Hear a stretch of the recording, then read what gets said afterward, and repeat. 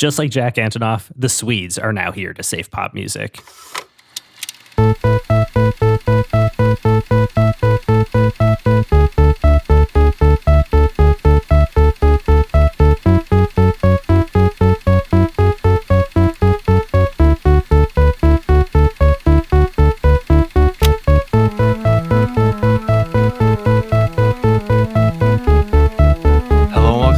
Uncultured Pop Culture Podcast. As usual, this is David, your co-host, joined by your other co-host, Brandon. And we actually have a special guest on our podcast today, the most mentioned guest ever, I think. Jennifer. That's right. Long-time listener, first-time caller.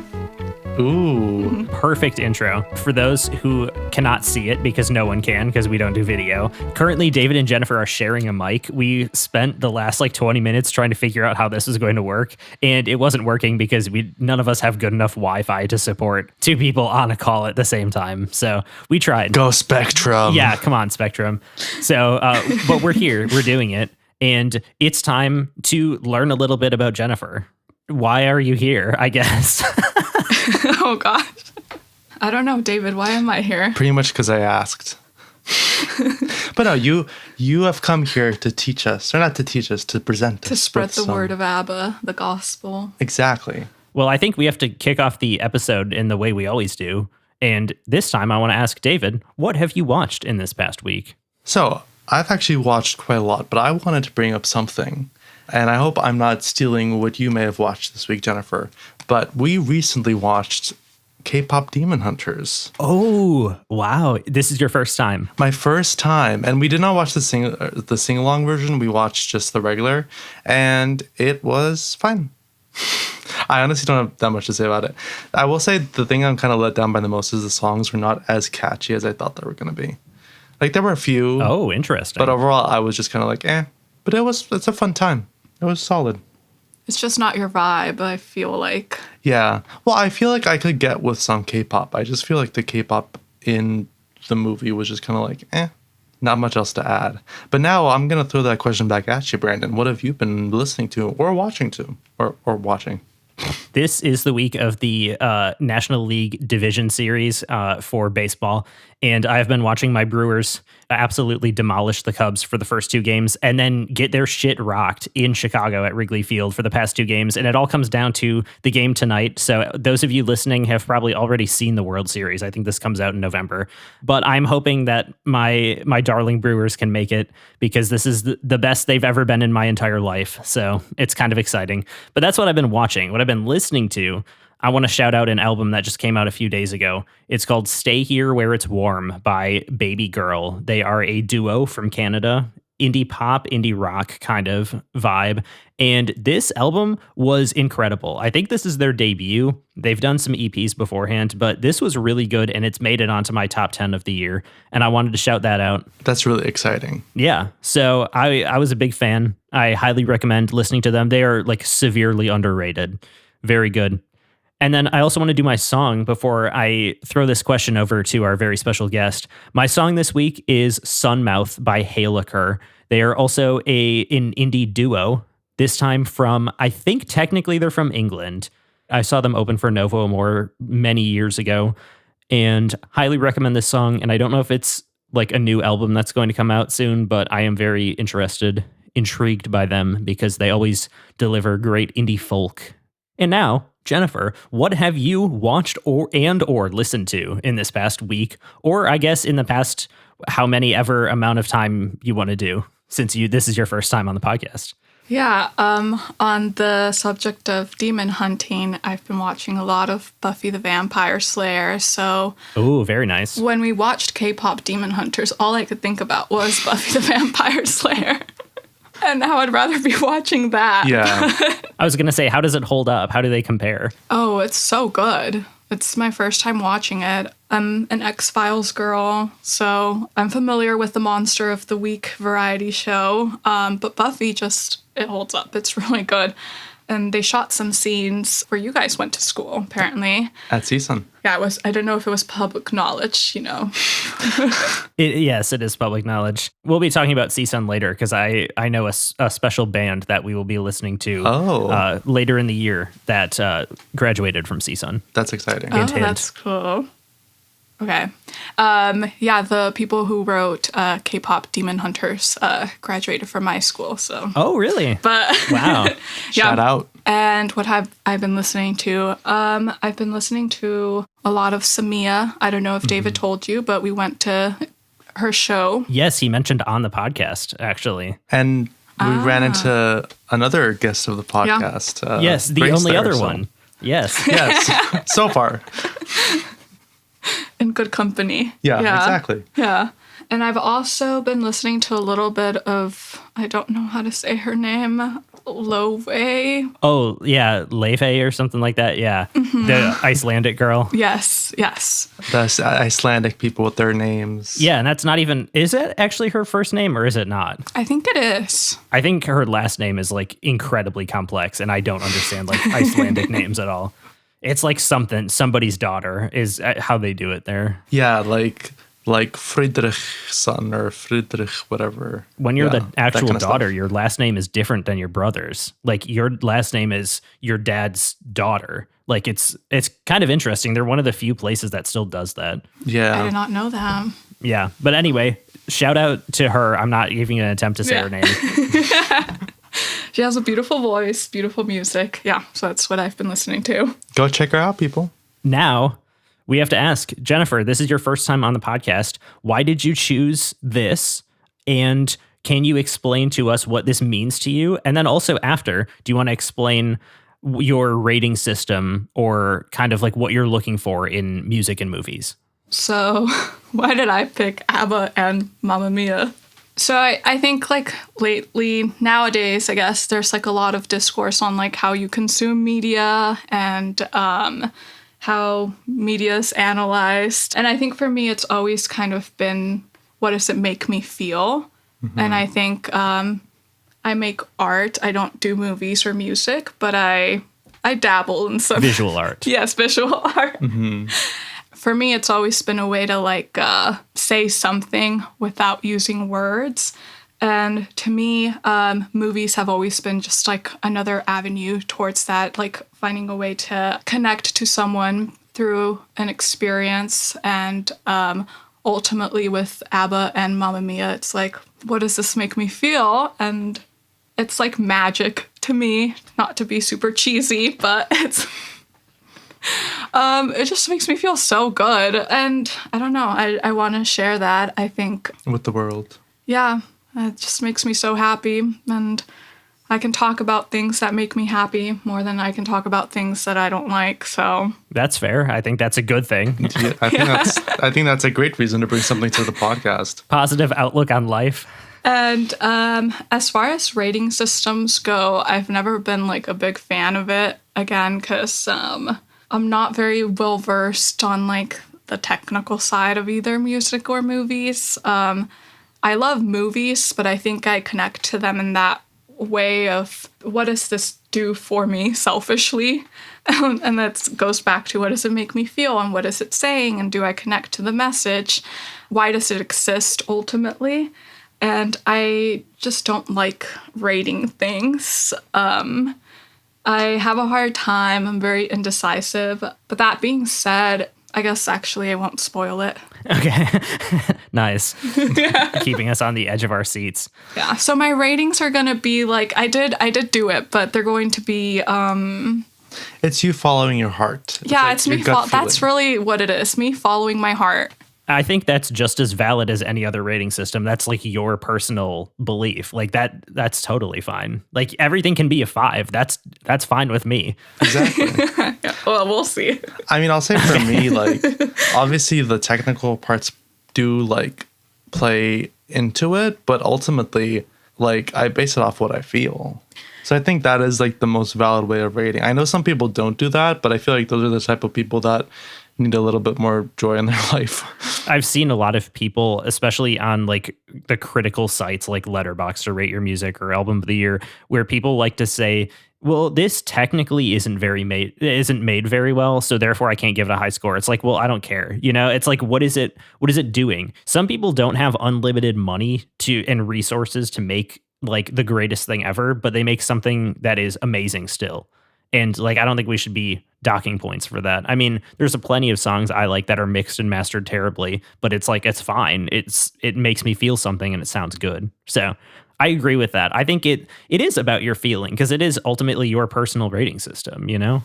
Yeah, and I understand, like, even unconsciously, the technicality of it is helping me feel a certain way, right? It's helping, but I don't like to watch movies that way either. I'm very into horror, and so I like to read about horror movies. And once I kind of started going into it of like, okay, well, this is what they're doing, it just kind of took the fun out of it. I totally get that. It does kind of suck, like having gone to film school and it's like, wow, now I know how it's made and it's not as exciting anymore. But Yeah. on the flip side of that, it's like, well, now I know why I like these things, you know, now I know, like, I guess kind of the answers to the questions that I will ask as I watch or listen to something. With that, should we jump into ABBA Gold? I think we should. I have just a little bit of background information here because I figure we have a lot to say. So I'm just going to get this little bit out of the way. So ABBA Gold is a compilation record. This is our first compilation album that we've done on the podcast. It's a different medium because it's not like supposed to necessarily tell a story, but at the same time, it is the story of an entire career. So it's kind of it's a different medium. It was initially released in 1992 by Polar Music and Polydor Records, and it's been re-released in 1999, 2002, 2008, 2010, 2014, and 2022. All slightly different track lists or different like variations, different masters. So anyway, this is also one of the most successful like compilation albums. Like it's up there with One by the Beatles. Right. Wow. I mean, it of course only felt right to do a compilation for Mamma Mia because this movie does not follow a single album. It's their career. This is the story of ABBA as a group. And that's something else that I wanted to mention.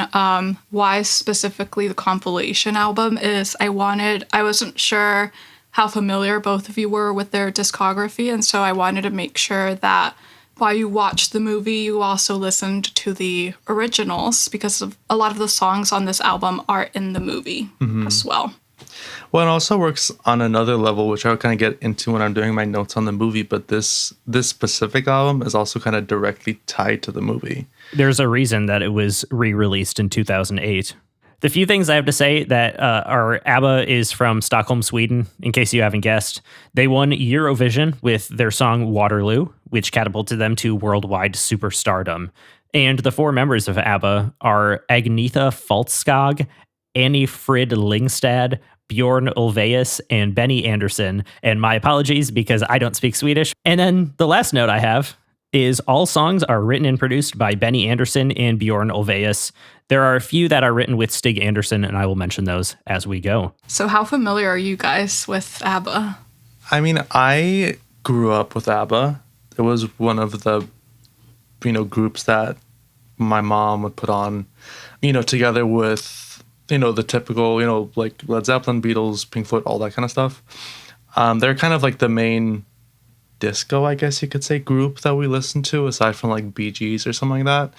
So I'm very familiar with a lot of their big songs. Most of the songs on this album I know very well because I think that's literally like the DVD or the CD that we have. I think we have ABBA Gold. So I'm very familiar with these songs. I don't know a lot of their lesser known songs, that being said, but I grew up with it, so it is very close to me. Like, I do really love their music. I was already very familiar with their music going into this. Are you a stan? I am a stan. I support. It's definitely not I don't listen to it that much. Mm-hmm. I listen to other stuff a lot more, but I still really enjoy it, and I still consider it to be really, really good. And I will say, not to get ahead of ourselves, but I discovered a song through listening to ABBA Gold. So. For this episode, yeah. Okay, I'm interested to hear what it is. I also want to guess your guys' most favorite and least favorite. Oh, yeah. Oh, true. I didn't even write that down. That's a good idea. But let me answer the question first and say that I really don't know much about ABBA, which is weird because I'm the music person. I didn't grow up with ABBA. My grandma really liked ABBA, and I know like their hits, of course, but like I didn't know, I would say over 70% of the songs on here. Yeah, so this is kind of like a blind spot for me. So this was very interesting to finally like experience ABBA. I will say I enjoyed the power bestowed to me of making you listen to ABBA and watch Mamma Mia. Yeah. Maybe one day it'll make us watch Mamma Mia. Here we go again, too. Yeah. Yes, I like that. I like that idea. I don't know what album we'd do, though. One of the re-releases of ABBA Gold, which is just the same album. I don't know. Yeah, ABBA Gold, the 2014 edition. Yeah, exactly. We can workshop it. Exactly. Yeah, we'll figure it out. But did you want to guess? Yeah, did you want to guess our favorite songs? Okay, so I think, Brandon, your favorite will be Dancing Queen. And I think your least favorite might be Does Your Mother Know? And David, just on this album, Yes, on this album. I think your favorite is The Winner Takes It All. And I think your least favorite is going to be Thank You for the Music. Sorry, I don't have a prediction for either of you. I did not think that far for some reason. I think that was an oversight. I would like offer a prediction for you, Brandon, but I think I'm going to do that for the movie. So. Oh, okay. Let me scroll through here real quick and tell you what your favorite song is going to be, David. Oh, initially I was thinking Thank You for the Music, but I think it actually might be The Winner Takes It All. So you guys are in agreement. We'll see. Yeah. We'll see. You guys know I like those ballads. Exactly. That's literally, I was looking for the ballads. Track number 1, Dancing Queen from the 1976 album Arrival. I will be letting you know what albums they're from in the years because the years of the albums are absolutely insane. The amount of music that they put out in this amount of time is ridiculous. It's like almost at the level of the Beatles. Yeah, they were together for only like 10 years or something like that. Insane. Yeah. Anyway, this song was written with Stig Anderson, who was their manager that they sued, I learned, but I'm not getting into all that. You can read about it if you want. So I wrote a few notes in here. I wonder if this song started the trend of people being 17 in music. Yeah. Because that is something you hear a lot. And I am guilty of saying that in my songs as well. But I mean, I don't know. It's older, 1976. Like maybe this was like 17. That's a good age. And I wrote down it's a classic for a reason. And then also shout out Disco Girl by ABBA from Gravity Falls. David, I know you know what I'm talking about.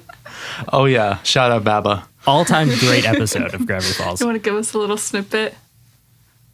I mean, we might get copyrighted. No, we won't. I can't Yeah, be copyrighted. don't even try it then. Disco Girl. Something. I know it's you. It's something like that. I don't remember the lyrics. I remember the tune, though. Because it's the same. And then it's a woohoo, woohoo. Yeah. Beautiful voice. Thank you. Yeah, as my voice is cracking and stuff. Yeah. I think this was like a great way to start off the compilation album because it's usually the one song people know. Mm-hmm. It's usually like the one song where you're listening to ABBA without knowing that you're listening to ABBA. And I don't know anybody who can resist to this song. I've been at like several shows where like the pre-show playlist has this song on it and everybody just starts dancing. Yeah, I wanted to throw out there that whenever I'm at a party, there will always be playing, music and people will be dancing. But then I know at some point that one of two songs is going to play and everyone is going to start dancing. And that's either Bohemian Rhapsody or Dancing Queen. So it's like one of those two songs that it gets everyone onto the dance floor. And I think like you can tell why when you listen to it. You just feel like this infectious joy, just like right from the start with this song. And I don't know how much we can blend like the movie discussion with the song discussion. You can do whatever you want. It's your episode. Okay, because it is a little hard to separate them when they're doing this song in the movie. That is one of my favorite sequences. It's just so the movie as a whole is silly, but that sequence is just so endearing to me. Seeing all these like old women just all these old women, all these young girls, just like that they pick up along the way, just drop their things and join the fun and dance. And, you know, when they're at the bridge, they're having fun. And it has a very like High School Musical 2 moment where they jump into the water. I don't know if either of you get that reference. Oh, absolutely. I saw that for sure. I have no idea what you guys are talking about. For the unfamiliar, in High School Musical 2, they do a dance number by the pool, and then Troy and Gabriella jump into the water, much like Meryl Streep and the other two do. I guess I gotta watch that now. Yeah. Yeah. And also, the song sequence in the movie also has one of my favorite little parts where you see the lady carrying the sticks on her back, and then she just drops them and belts out the "oh yeah," and that always gets me. And also the part where they're dancing and there's like a man from higher up who's like, "That's the dancing queen. He knows." I know you said it's like a perfect song, and Brand, you said it's a classic for a reason, and I agree because I think it is both of those things.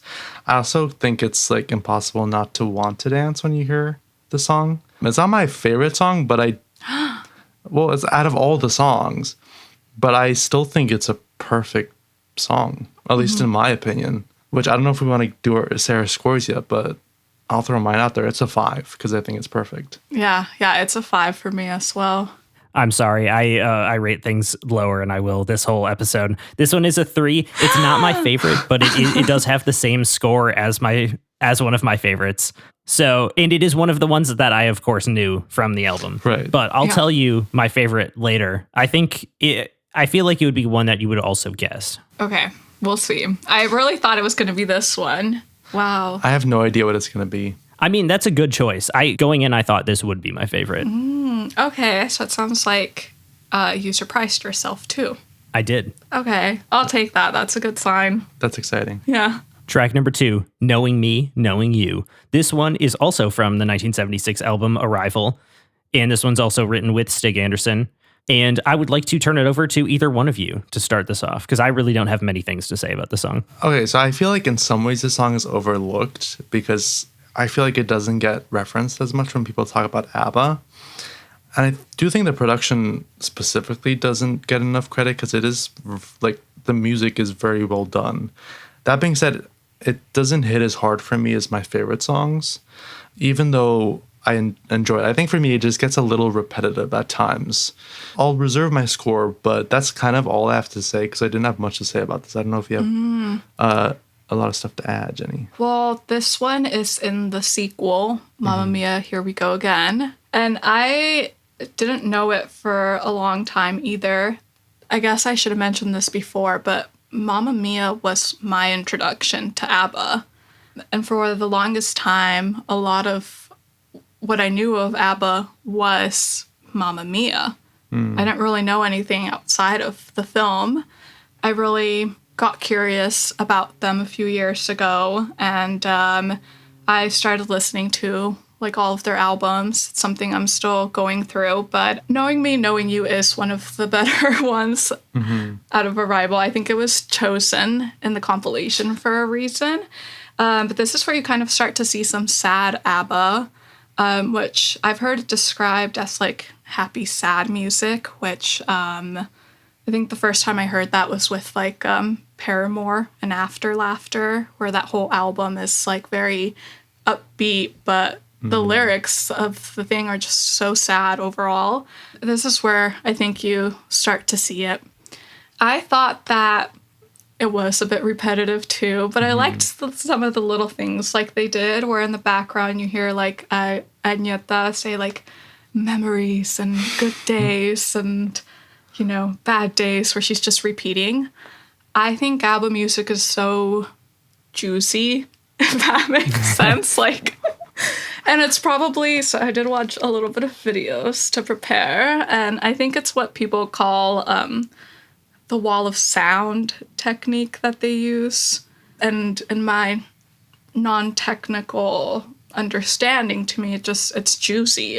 There's always so much going on. Even a repetitive song like this one is just, it's so good. It's like that full sound. Yeah. Yeah. I gave it a 4. I still enjoy it. It's still, a good song, even though it is, a step down from Dancing Queen and the other favorite songs of mine on the album. I gave it a 3.5. Oh, that's lower than I thought you would go. Yeah, I know. That was hard for me. I think it's how do you, even their songs that don't stand out that much are still so good. That the 3.5 was hard, but I think it's a 3.5 for now. That makes sense. I'll kind of continue our downward trend. I'm sorry. This one is a 2 for me. It's fine, but it's too repetitive and it just, I don't know. It didn't connect with me, unfortunately. But one that I think is a step up, but I'm pretty sure we all can agree is a step up, is track number 3, Take a Chance on Me. This one is from the 1977 album ABBA, the album, which is not to be confused with a different album called ABBA. It's very confusing. I'll talk about it a little bit later. I think that Take a Chance on Me is one of the most memorable songs from the compilation. It's probably one of the most memorable ones from their career. And I really love the take a chance chance throughout the whole thing. And then you can see it in the movie too. Like they knew what they had. And yeah, I think for me, this song is really close to Dancing Queen and my favorite song, but I don't like the vocals as much as the other one. So this one, for me to differentiate, I have to put it at a 2.5. I'm speechless. Yeah, Take a Chance on Me is not my favorite, but one of my favorites, and it's the one that I listen to the most frequently, though. Usually, when I'm like in an ABBA mood, this is what I will start off with, because I also love the like that you hear, and it starts to get like a little. I don't know how to describe this either. It just sounds like magic also. No, I totally get what you're saying. It's like the way it's composed it's like super like theatrical in a way almost too, where it's like it feels larger than life. Yes. And that's another thing I wanted to say too. Sorry to interrupt, but like I think their production on throughout their career is like incredible. It's so clean and so crisp and so ahead of its time. That's something that like I may not rate these songs super high. I'm sorry. But I do think that it is very like evident that it's great and like what they've done for pop music is incredible. And with this one, some of the lyrics like start to stand out for me. I'm a lyric girl. I like a lot of like I don't know what you say, like singer-songwriters. But I love the like when I dream I'm alone with you, it's magic. And it's also like a very playful song because the lyrics can be read as a little persistent.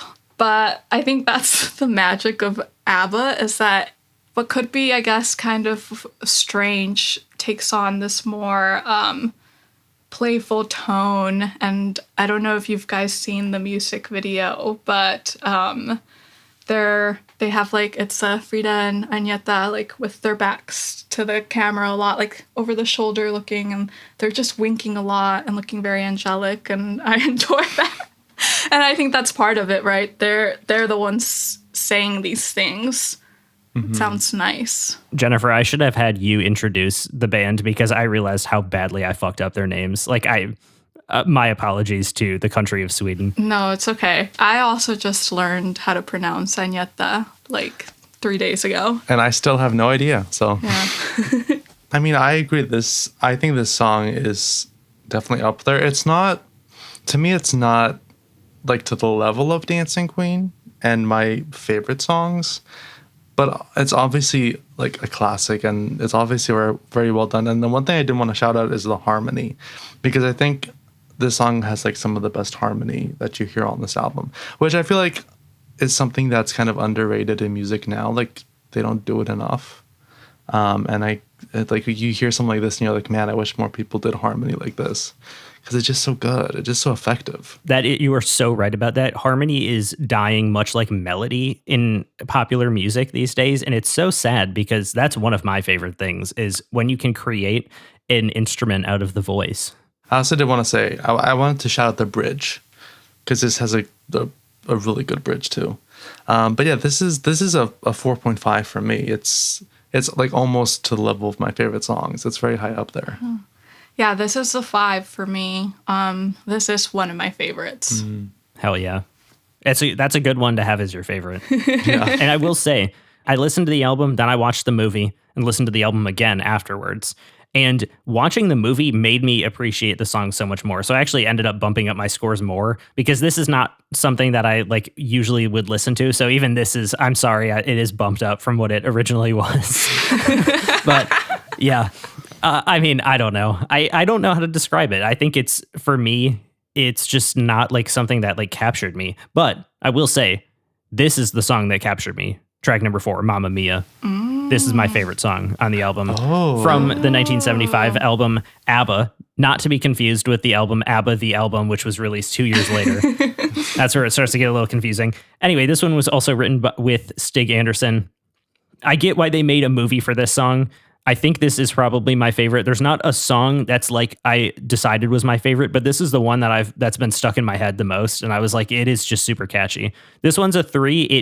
It's closer to a 3.5 though, because I do think that this one's got like that extra little like juice to it. And you get that little like xylophone melody in it too. It's just like, it's fun and campy. ABBA's just juicy. Yeah. It just is. It's juicy. Yeah. No, I also don't have much to say because it is kind of like this is the ABBA song. Like, I do feel like everything has kind of been said about it already. But yeah, I mean, it's a 4.5. It's again not my favorite, but it's up there. It works. I can see how like they listen to this and like, you know, how you were saying, they listen to it and they're like, okay, yeah, this is a musical. Yeah. So yeah. Yeah, this is a 5 for me. I also don't have much to say, but this is one of the songs that is in both the original and the sequel. So I guess, yeah, they thought it's that good. We don't care. We're just going to use it again. Plus, it's also in the title of both movies. Yeah, Mamma Mia, Here We Go Again. It's also taken from this song. Exactly.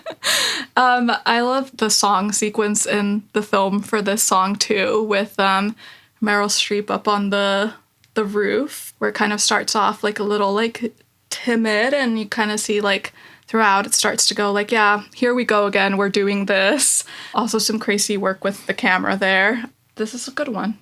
I don't have much to say either. Yeah, it's one of those songs. Yeah. Yeah. I think that sequence was probably one of my favorites in the movie. I don't know. I feel like it's one of the most memorable because of like how out there, I guess it is. Another one I will talk about later that I specifically wrote down in my notes that I feel like is very memorable for a different reason. But we'll get there eventually. Track number 5, Lay All Your Love on Me. This is from the 1980 album Super Trooper. I wrote one thing. This song feels religious to me in a weird way. I don't know why. It feels like they're leading me in a worship song, and I kind of like it. I see that. Me It's too. like your love is my religion, almost. Yeah, I caught Mamma Mia on TV during this sequence. I was intrigued, and that's just how it was. I just kept watching the rest of it, but this was what caught me. I love this song too. I love the don't go wasting your emotion, lay all your love on me. Don't go sharing your devotion, lay all your love on me. I think this is such a sweet, dare I say, a little sexy song. I mean, it's always felt very like an image I always get in my head when I'm listening to this song is like someone, one member of a couple in the car, they're driving home and they're like, I gotta go home to have sex. Like, that's kind of like what I feel like, you know, like it gives me that feeling of like, damn, I gotta lay my love on, you know. So Damn, you took it like really literally. I did not take it that way. No. I took it very literally. This is like a favorite of mine. This is up there. It's not my favorite, but it's one of them. And I think that this is underrated, to be honest. I don't think enough people talk about this song because I think it's one of their best. I did want to shout out the beat on this song. Mm-hmm. Maybe that's where I got like the sex idea from. But it's the best beat in the whole album, I think. And like the best beat I've heard from ABBA in general. So yeah, this is a 5. I think this is also a perfect song and it's very close to being my favorite song. Yeah, I think this is Okay. also the most we've said sex on the podcast before. No, there's on definitely you, had to be David. other times. Yeah, that was also entirely you brought it up. That's unprompted. Hey, it's just that kind of week, you know. I will also add, I think this is the first song in the movie that they kind of play with like the gender in terms of like who's singing. Because this is the one where Sky, who is Sophie's fiance, comes and sings with her, and he sings that of like. So this is also one where they changed the lyrics a little bit, which listening to this album and then watching the movie in succession of one another, you notice it a bit more where they do change a couple of the lyrics here and there. And this was one of them. Right.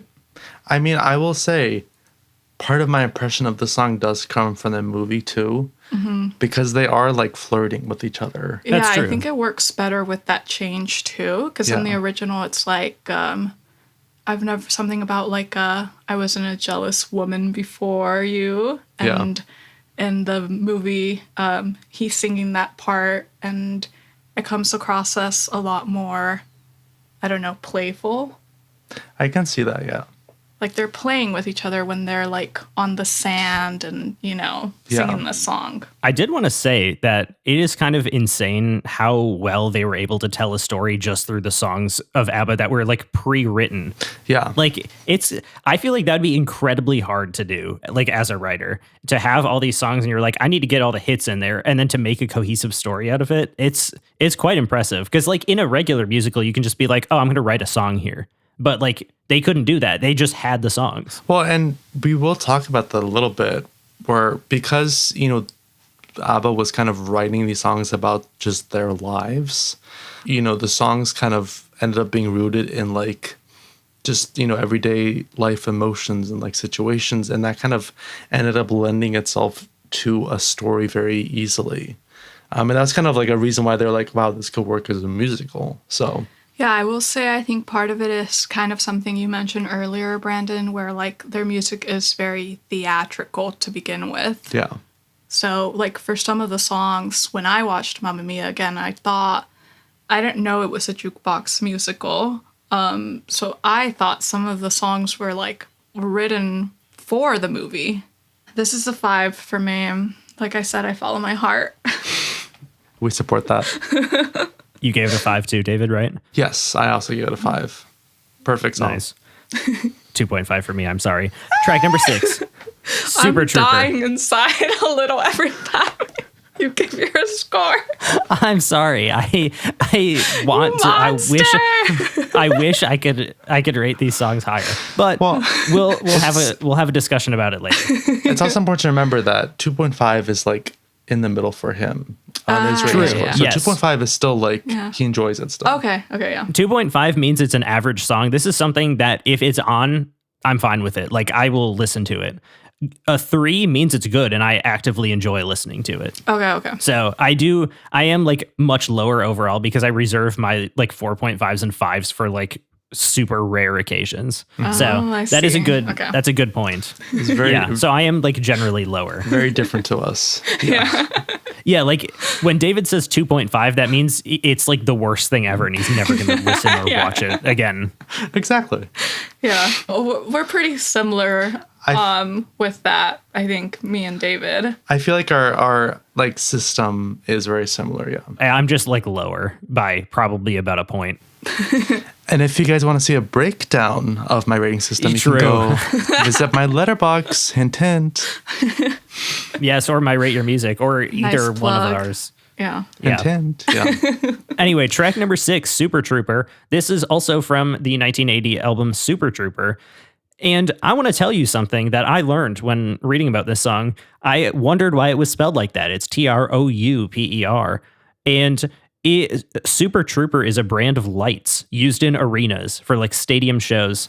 And I had Oh. never heard of this. And I assumed that the song just didn't make sense and it was like lost in translation like some other Swedish songs. But this actually does make perfect sense. And it's actually like it totally fits the theme of it. So this is a very well written song that I just didn't understand at first. Yeah, I was going to ask you guys if you knew what Super Trooper lights were. I had no idea. Yeah, I did not. And the music video, they like started off with like a guy shining that light on you. I have to say, weirdly, this song felt like it had way more energy in the movie than the like actual recorded version. I actually preferred the movie version. There's just something more like fun and like, I guess, like big and grand about it.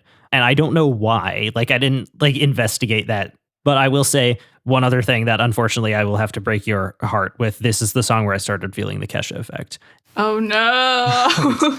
It's back. Yeah, it's for me this time though.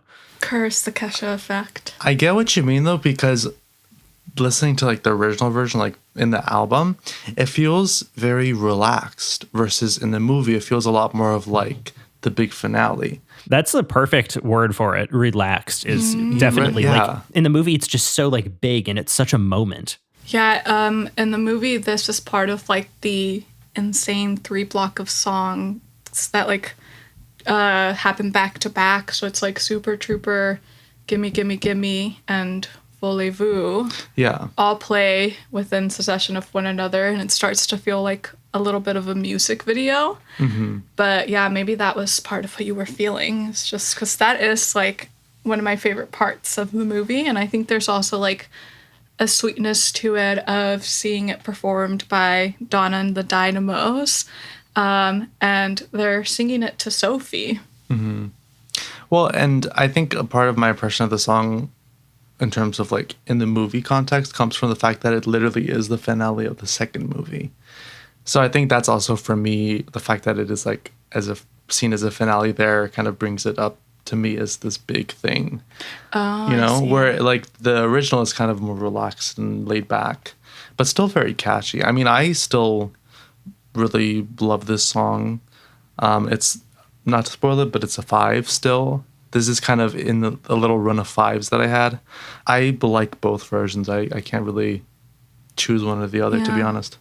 I like ABBA's version better. Yeah, that's very interesting. I guess I haven't just listened to them enough, like, to compare. Yeah. I don't know. I'm very biased. This song has made me cry before. There's just like such a sad sweetness to this. And I don't know, it's just kind of that like relatability, right? Of like, this day kind of sucks and it's long, but at the end of it, I know I'm going to see you, and that makes it all better. Something that really stood out to me was the side of you will prove to me I'm still alive. There they go again with the lyrics. Yeah. And I will say, for me, like, I do typically prefer the ABBA versions. Just to throw that out there. I agree. Yeah. For some reason, this was just the one that I was like, there's something about the movie version that just feels like it's cranked up to 11. That's just like, I don't know. It gives it more fun almost. It's a costume.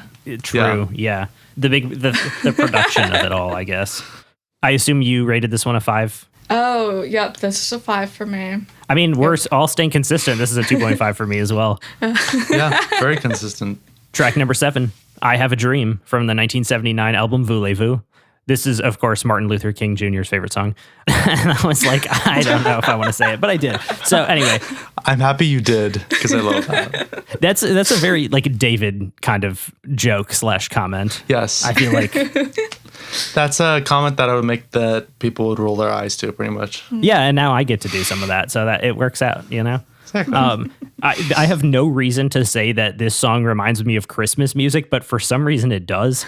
And also, this might be our first song in the history of uncultured pop culture to use a sitar. That's true. I believe it's an electric sitar, but I don't think we've had any other song that's used it before. And that's a pretty cool instrument, very underrated, and it gives it a different vibe. I will unfortunately get my score out of the way right now. I'm not a fan of ballads, and I think ABBA's good at all kinds of music. And I just don't like the ballads, and that's the one. Those are the ones that just don't stick out to me. So this one is a 2, unfortunately. But now I would like to hear some praise. I agree that it's lower, and actually, I'm not the biggest fan of the production. And I was trying to figure out what that instrument was, and even though I've heard sitars before, I couldn't figure it out. So it's ironic that this is the only song with a sitar in it that we've listened to so far. You don't fuck with the sitar? No, I like the sitar.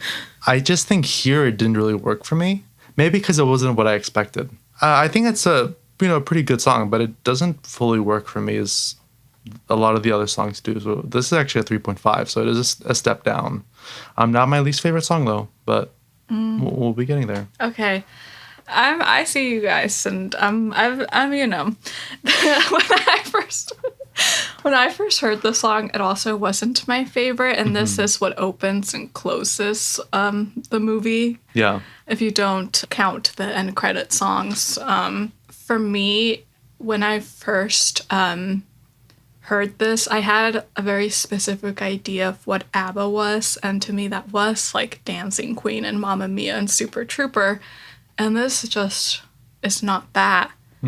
But over the years, I've like grown to really love this song. There's just like a hopefulness in it. It's very comforting. I think it's, it's there. It's a sweet song. I like the lyrics. If you see the wonder of a fairy tale, you can take the future even if you fail. I believe in angels, something good in everything I see. Again, I think that's just, to me, what ABBA is. I believe in angels. And I sound so cheesy, but no, I do love the song for what it is. I also love what sounds like children coming in the background at some point. I think that just adds to it even more. And overall, I think it's a sweet song, but it is slower on my ratings as well. It's a 3.5 for me. Yeah, we're in agreement. Yeah. Track number 8, David's favorite song, The Winner Takes It All, from the 1980 album Super Trooper as well. I think this song was used quite well in the movie, and I liked it more in the movie than as a song because I don't really like this song. This is a 1.5, and it's probably my least favorite, which is why I chose it as David's favorite. That's crazy. Because this is one of the best songs on the album. Dropped, yeah. It's not... So, okay, it's my second favorite. Oh. So it's not my favorite. But I think that this is one of the best pop ballads ever written. Yeah. Period. And I wanted to throw this out there. Not only is the build amazing on the song, but the last rendition of the chorus is my favorite musical moment in the whole album, even though it's my second favorite song. I think this is perfect. And I actually much prefer the ABBA version over the film version. I never really liked that part of the movie because it feels very awkward to me. Really? The way like they staged it. Sam is just standing there. They're just standing there and she's just singing and I'm just like, okay, this I feels always weird. took it as like they're having, I guess not really, a conversation where she is just speaking her truth at that point. That's how I took it too. And I liked it. I thought it was shot quite well as well. I have to say, I liked just watching her kind of like dance around with her. I think it's a scarf, right? Yeah, the red shawl or scarf, yeah. It just don't work for me. But I mean, song's still amazing. Specifically, the ABBA song is amazing. I mean, both versions are good, but the ABBA one like blows the other one out of the water, in my opinion. And yeah, this is obviously a 5, considering it's my second favorite song. Yeah, because something I noticed was like the instrumentation of this was changed in the movie. Yeah. It was made a bit more ballady. Yeah, which I preferred the original version. This is my favorite song of this album. Nice. So it's a 5. Yeah, this is my favorite song. This is my cousin's favorite song. This is Agneta's favorite song, according to a video that I watched. It's everyone's favorite song. Yeah, they mentioned how this song was sang right after Agneta and Bjorn's divorce. So it's also really interesting when you look at it that way of Bjorn wrote the lyrics and Agneta is singing them, and it's about their relationship. I would like to point out that we have a little bit of a Black Sabbath effect going on for Jennifer, because I feel like this is one of the more different songs from the compilation. It is her favorite. And the whole Black Sabbath effect thing is it's not your favorite because it's the most different. It's just like a good song in addition to a bunch of other good songs. So it's not the Bruce Springsteen effect where the only good song is the one that's different. I know specifically one of our listeners will be very mad at that comment, but I agree with you. Yeah, the episode is out and I've been hearing it. Yes. Oh, okay. Yeah. I will say this is also a part of the movie that makes me cry. I think, like Brandon, it also works for me very well in the movie. I like both versions, but Meryl Streep just like gets you in your feels. You kind of feel like the harshness of this song more, I think, in the movie too. I agree. It feels like one of the like big emotional moments of the movie, and I felt like this was kind of like, for me, the emotional climax of the movie. I'm assuming this is a 5 for you, right? Yeah. Yeah. This is my favorite off of this album, but I do have an overall favorite ABBA song, and it's not on this album. Oh, what is it? Very cheesy also. It's I've Been Waiting for You. That one is more of like a typical love song. And it's actually played in the second film, but with some rewrites too, where kind of crazy actually, Amanda Seyfried is singing it to like her unborn baby, kind of. Oh wow. So they add some stuff about like being a mother, and then you see it like interspersed with like Donna giving birth to Sophie, because the second movie is a prequel. Prequel sequel. Yeah, that also made me cry. I cry a lot. That's good, I think. Well, I mean, not good, but like it's good that you like it emotionally affects you. I see why this is one of your favorite. Like I know why you chose it. Yeah. Exactly. You know, I think that's good. Thank you.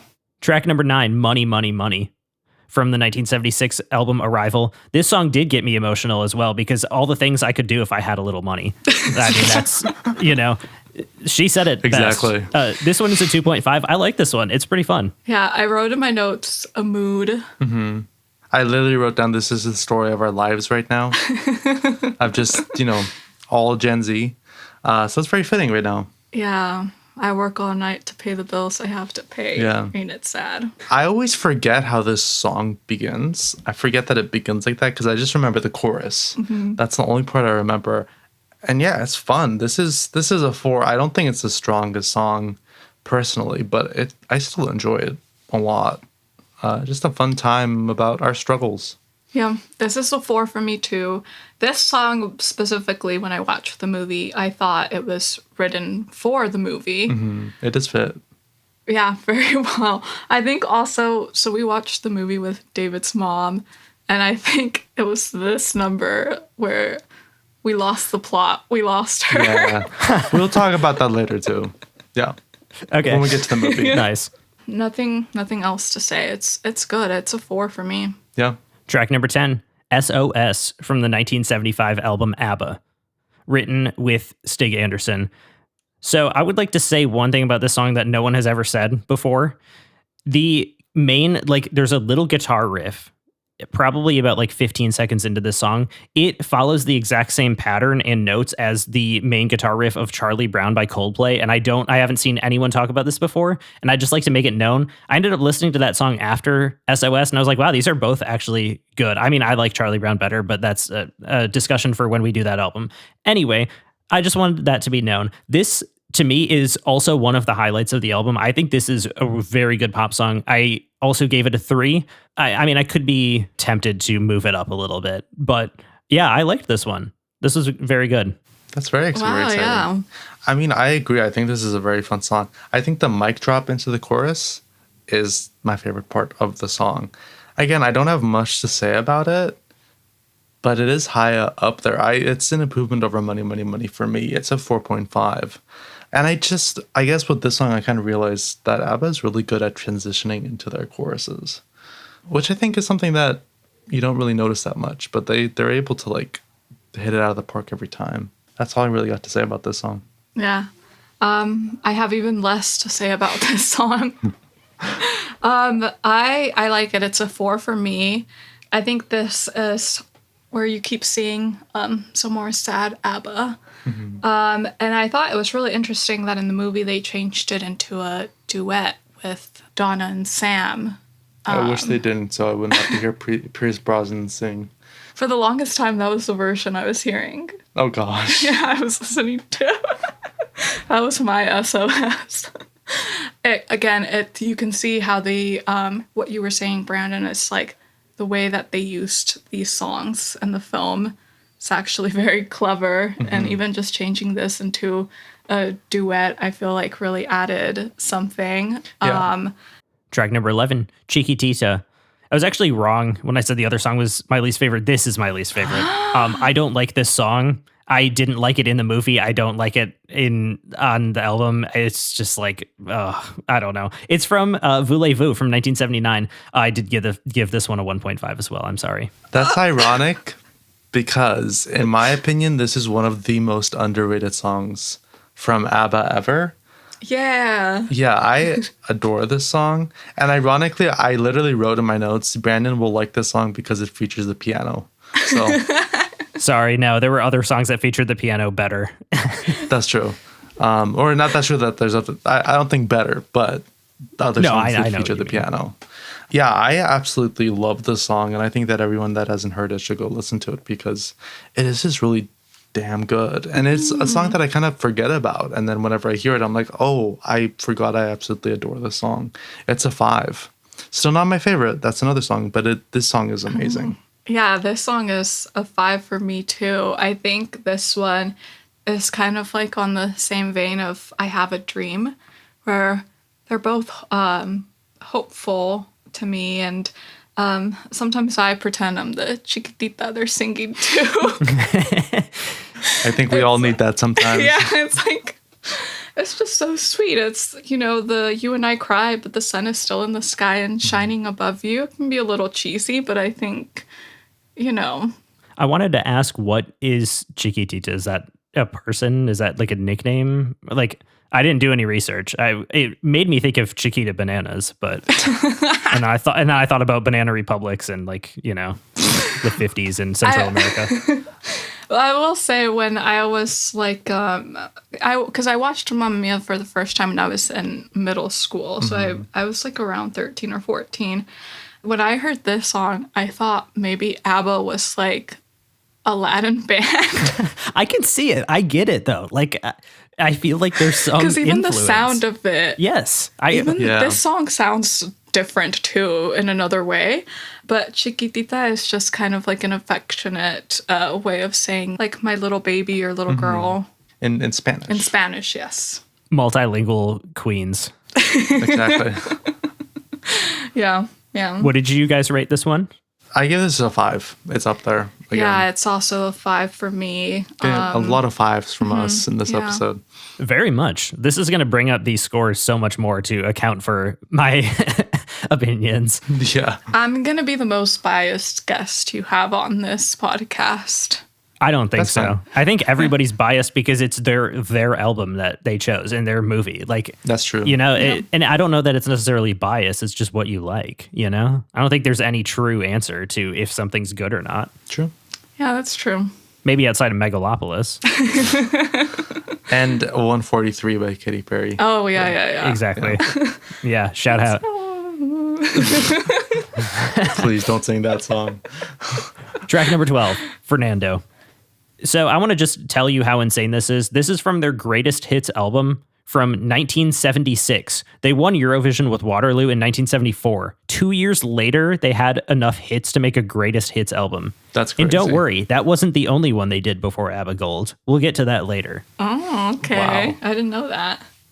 I will say, this might be a little controversial, but this is not my favorite song of theirs. I still enjoy it, but I feel like the opening is very memorable, and then the rest of the song is just fine. I 100% agree with you. When this song started, I knew this one, and I thought, oh, I like this song. And then it just didn't really go anywhere, and I was just kind of like, okay. But I will say that the verses on this song are kind of giving Kesha effect. And then also I wanted to say one thing, which this might just be a me problem. I feel like the tempo is inconsistent in the chorus, and I was trying to figure out what it is. I feel like the kick drum doesn't fall like right on the beat it's supposed to, but then also the snare is like slightly off, and it was like just driving me insane. And that was like very technical, kind of a useless piece of information, but I had to say it because that kind of influenced my score, which was a 2. I'm sorry. Ooh. I mean, I feel like the opening does kick it up to a 4 for me, even though I do think the rest of the song is not that strong. So I still like enjoy the song. I just don't think it's near the level of the best songs on the album.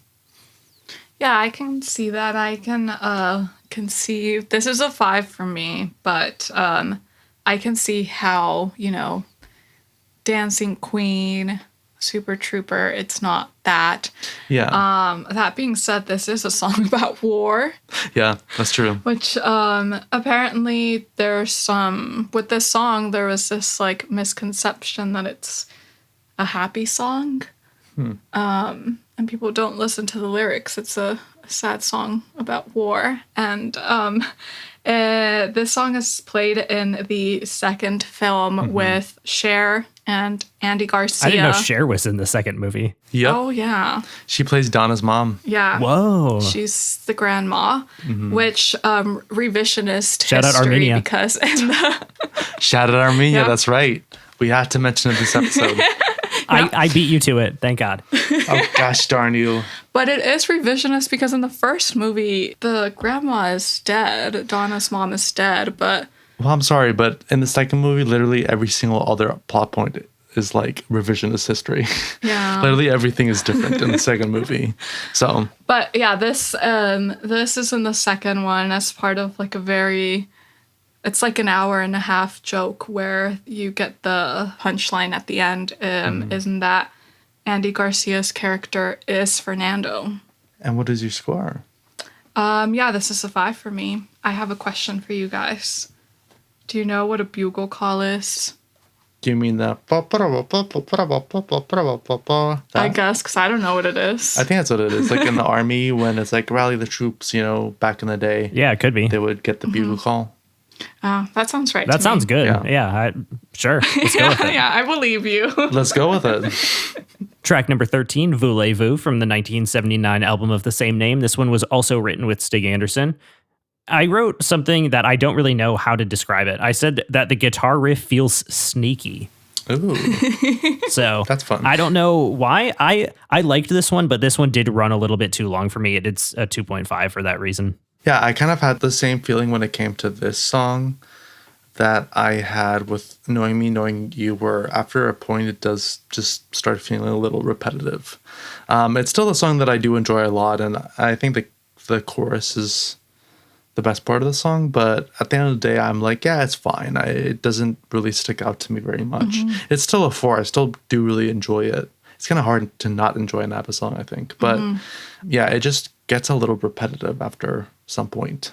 This song to me always goes with Gimme, Gimme, Gimme, A Man After Midnight, and that's probably because it's played together in the movie. Yeah. And to me, those two have always, I hate to say this, but they've always sounded interchangeable. Ooh, I know, blasphemy. they feel like one long song to me, and yet I gave it a 4.5. Yeah. I think it's still very good. I think, like a lot of other ABBA songs, it's instantly recognizable. Like, just when you, right away from the beginning, you know what's playing. And it's very groovy. The music video was literally just them in a club singing. I think even they were like, what sort of visual imagery do we attach to this? And it's just dancing at a club, and that's kind of what this feels like. The lyrics are fun. To me, it's also very playful, where it's, I have in my notes, the singer knows what she wants and isn't afraid to say it, and she's just kind of waiting for you to join.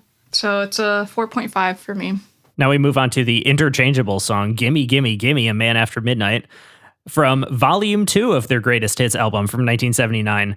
This song was not just on an album, it was just on the Greatest Hits album. Wow, I did not know that. I gotta say, I disagree with you, Jennifer, because this is one of my favorite songs. This I song, agree. This is a standout. This is a standout. I love it like so much.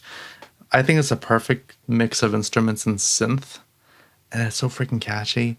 I adore this song, to be honest. It's a 5, and it stands like head and shoulders above Voulez-Vous for me. And it's kind of paired with Lay All Your Love on Me as the kind of like song that has a different vibe. It's much more like energetic, much more almost aggressive, I feel like, for lack of a better word. I can see that. Which I think is very fun. Yeah. I enjoy it. It has a very chunky bass line, I wrote down too. It does. To pair with that synth melody, which is just iconic. For multiple years, people had told me this song was by Madonna, and I knew in my heart that that wasn't true and that this was ABBA. But people kept telling me it was Madonna, and I was like, no, this is not Madonna. And it turns out, yeah, it actually isn't, and it is ABBA, and I was right. But Yeah. that synth melody is so good. This song, unfortunately, I think how it is like Voulez-Vous is it just feels a little bit too long. And like, I just wish it was a little bit more like compact. So this one also is a 2.5, but I do think going into the album, this was one that I knew that I was like, I'm going to like this song.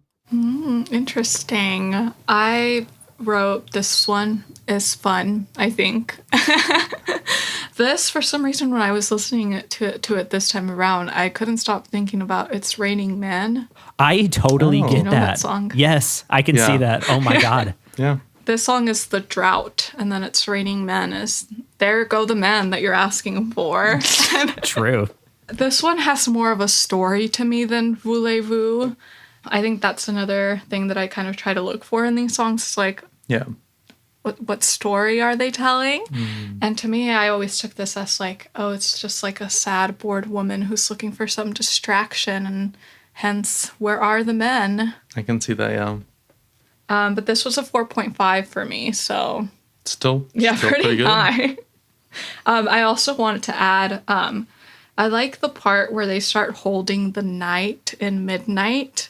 It sounded like angels to me. We're moving into the religious theme again that I had. Yes. Yeah, we are. Because it comes back like at the end where all the midnights after this dance break, and this is my way of talking about music. Like all the nights they're holding the eye, and it just starts to sound like angels. You see, that's why it's paired with Lay All Your Love on Me, because they both sound religious, I guess. Track number 15, Does Your Mother Know? From Voulez-Vous in 1979. This is kind of a curse that this song is one of the catchiest, yet its lyrics are Bruce Springsteen style creepy. I do appreciate that they changed the gender in the movie, which is kind of what I was talking about before. Although that is kind of a weird thing to say. Like, why is it better that an older woman is preying on a younger man instead of an older man preying on a younger woman? They both are weird, but it feels less weird, I guess, when it's an older woman. This song is sadly a 2, but I feel like if the lyrics weren't as creepy and everything else stayed the same, this would be my favorite song on the album. I remember when we were watching the movie, like every single time I've seen the movie, my reaction to that scene has always been, why is this in the movie? And I know it's there because they were trying to include as many ABBA songs as possible, but whenever I see it, I'm just like, why? This had no reason being there. Yeah. I mean, I didn't have that kind of reaction because I like the song. I was just more like, thank God they changed it. Well, I think that is maybe fueled by my reaction to the song, which I don't, it's just very okay to me. I don't think it's just like, it isn't really catchy to me, to be honest. It never really connected to me, and it kind of just feels, for lack of a better word, a little bit boring to me. It's a 3. It's like, I don't hate it, but I'm also just kind of like, Is this your least favorite? This is not. There's one more there's another song that's my least favorite, but this shares the same score with my least favorite. So we're running out of time for your favorite and least favorite. Yeah. I'm very we intrigued are. now. I know, neither have come up yet. They're almost back to back. Yeah. Almost. Okay. So, yeah. I don't think yours have come up yet either, Brandon, have they? Your favorite and your least favorite? No, I did actually have both. They were just so early and we've been talking for so long that I've completely forgotten everything that's happened. Exactly. This is also my least favorite from the album. Oh. Oh, well, I guess this Damn. is my least favorite. This is one of David's least favorites. Yeah. But I wrote Crazy Song. The lyrics are very questionable. This is a song that Bjorn sings. Bjorn Yeah. sings with Agneta and Phyllida as the background vocals, I guess you would say. And it's just like the craziest song to go and say, okay, I want to sing lead on this one. Yeah. He wrote It's all the of the only one on songs. the album. Yeah, he wrote all of the songs. What's up, Bjorn? But I will say that I also think that it's fun in the movie. And I also wrote down that it was an interesting change in having Tanya sing it. And even in the way that it's done in the film with like the dance sequence. And and, the thing with the diaper, it's like, it's more playful. To me, at least, it comes off a little less weird, but maybe that kind of goes to what you said, Brandon. And I think that something interesting about ABBA too, though, is that sometimes the music itself can be so good that you kind of forget about the lyrics, because this is one of those where I can also overlook the lyrics for the music because I also think it's fun. But I like the version in the movie better than ABBA's version. Christine Baranski, I watched a bit of like the behind the scenes stuff and seemed like she worked really hard on this song and the number itself. So yeah, I like the movie version better. But that being said, my score for this is a 3. Track number 16, One of Us, from the 1981 album, The Visitors. This is the song where I said, I don't know, I'm running out of things to say at this point. I feel like I've said pretty much all I can say, but this song sounds like the 80s to me, and it's just okay. It's a 2. It's kind of like whatever. I don't know. I want you to go first, Jenny. Okay, so this is one of the slower songs for me. I think it's a quite sentimental song. It's like wishing for things that never happened and, regret. I do like the "You were, I felt, robbing me of my rightful chances. I saw myself as a concealed attraction. I felt you kept me away from the heat and the action." That's also pretty, harsh. Mm-hmm. I don't know. I think that's something else that ABBA does. It softens its harshness a lot of the times, either by the voice or the music itself. This isn't one that really stands out too much for me either. Mm-hmm. This is in the second movie. Yeah, this is a 4 for me. So the reason I wanted to go last. It's your favorite. Oh my God. This is my favorite song. Yeah. This is my favorite song on the album. And I was not expecting that because I did not even remember this song. Wow. Yeah. Never would have guessed this. Yeah, I was not expecting it either because I wasn't going into the album. I did not remember the song at all. I think this is, first of all, a true underrated song that nobody talks about at all. Yeah. And I think it's kind of sad because I think this is the most beautiful song. And I think this is also, in a way, one of the deepest songs. Because I remember reading about their last album a little bit, and a lot of critics noted that the album overall feels a little deeper, a little more mature. And I totally see that with the song, and I think that might be why it's my favorite. Yeah, this is 5. It's a perfect song.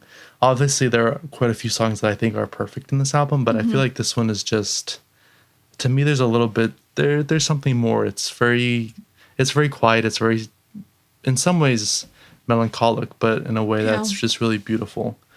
It's the perfect song. I can't, I could talk a long time about the song, but we don't have time.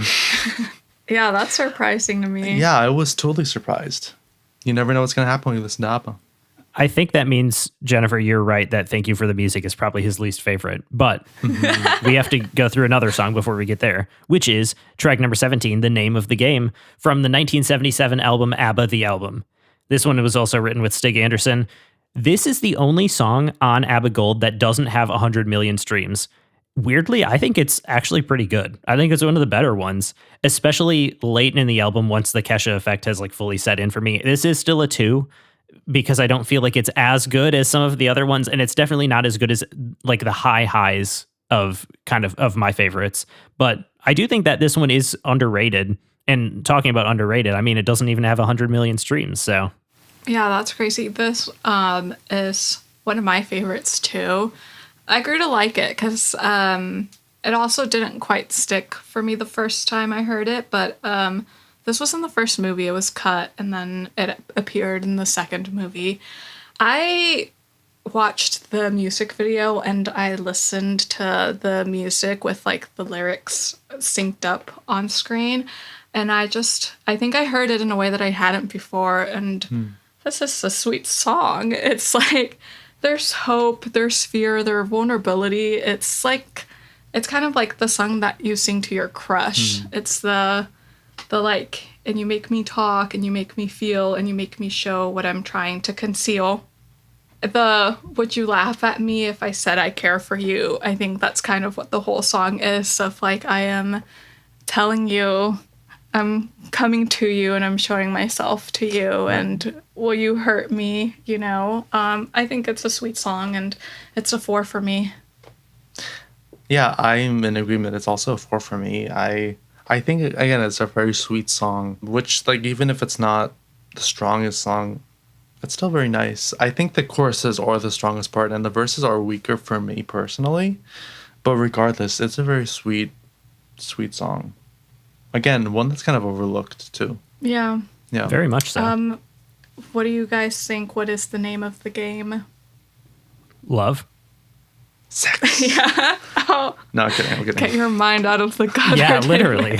What is up with you today? No, No, I just threw that out there. ABBA gets I know. them in a mood. I guess so. can I- The what can I say? 70s, you get that little disco edge, you know? Yeah. I don't know. It was a different time. People were wearing those platform shoes and those Yeah. V cut whatevers, and yeah, gets you in the mood. Yeah. Good Guess to know. so. Track number 18, Thank You for the Music. This is also from ABBA, the album from 1977. This one also feels like a musical theater ballad to me that I don't like particularly enjoy, but it does feel like a good album closer. Like this feels like track 1 through 18 are like the songs of the album, and then Waterloo is like the bonus one where it's like, this is how it all began. Yeah, I was surprised that this didn't close out the album. I think that this song encapsulates their career. Well, I took it as like, at first, like, this is ABBA talking to themselves, but really it's ABBA talking to, like, I think, here we go again with the religion thing, like a larger thing than themselves, something that they are a part of and they themselves are trying to understand. And this one is kind of like what reminded me about, like, when I was thinking about, well, why did I choose this? Like, Right. what was I going to say? It's like, I think about the line in this song that goes like, who can live without it? I ask in all honesty, without a song or a dance, what are we? To me, that's what ABBA is. And it's very sentimental. It does feel like a farewell song. But that being said, I think it's also we're very grateful for everything. And I think I, as an audience member, can say that I'm very grateful for the music that they did bring. And this song kind of snuck up on me because I didn't like it very much at first either. And it is in the first movie, it's like the title, it's at the very end. Yeah, and it brings a smile to my face. This song is my favorite. No, kidding. Yeah, this is my least favorite. I just think it's very okay, to be honest. It feels a little boring to me. It's a 3. I don't have much to say. It doesn't have the zing of a lot of other ABBA songs to me. I get that. This is a 1.5 for me. I just wanted to sneak that in there real quick. Continue. Yeah. This is a 3 for me. 3.5 for me, but All right. yeah. So it's Okay, on the yeah, lower side we're for all- all of us. Yeah. Interesting. Well, Yeah. we have to end on a high note. Their first song, their Eurovision song, track number 19, Waterloo, from the 1974 album Waterloo. This one was written with Stig Anderson as well. And I said, what a better place to end than with the song that started it all. I think it's good. And I feel like I would rate this higher if I listened to it before listening to like the other 18 songs. I guess this is a 2.5, but I feel like it probably should be a 3. This is a 5 for me. Good choice. I thought it was an interesting metaphor for, surrendering to love and accepting your fate. I think it's also very fun, and I really love the line, I feel like I win when I lose. That kind of is what it is like for me, if like even a bad ABBA song is still a good song. No, I agree. I mean, I feel like it is a classic for a reason and did kind of jumpstart their careers for a reason. And, you got those power chords in there. It's very catchy, obviously. It is, at the end of the day, a 4, even though, like, I still really enjoy this. I've just never really been, like, the biggest fan of this song, ironically. Like, I preferred a lot of their other big songs over this one. In the 50th, I think, anniversary of Eurovision, they chose this song as the greatest song in Eurovision history. So it is like very well respected among the people who, I guess, are trying to live up to it. And for anyone who doesn't watch Eurovision, I think it's really fun. I enjoy it a lot. It's finally available in the US on Peacock. It's not like on regular TV still because no one cares that much, but there is a way to watch it now after there wasn't for how many ever years. So that's at least something. That's true. I think I saw somewhere too that this was the only English song submitted, like in, like all the other country song and their like languages. And Oh, yeah. This is in Interesting. English. yeah, this song was the only one in English. I had no idea. And their costumes too apparently were crazy for that time too. Like that's not what all the other contestants were wearing. Yeah. I wonder if this song kind of started the beginning of the end of singing in your native language, because now a lot of the songs, at least half of them, are in English, and it's kind of like, well, what if I want to hear something in, I don't know, Hungarian, Yeah. Armenian? It's very rare. Last year's Armenian entry was in English, and it sounded like a bad Imagine Dragons song, unfortunately. I was rooting for it, but it was like, no, it just didn't hit. I think it's interesting that ABBA chose to do that.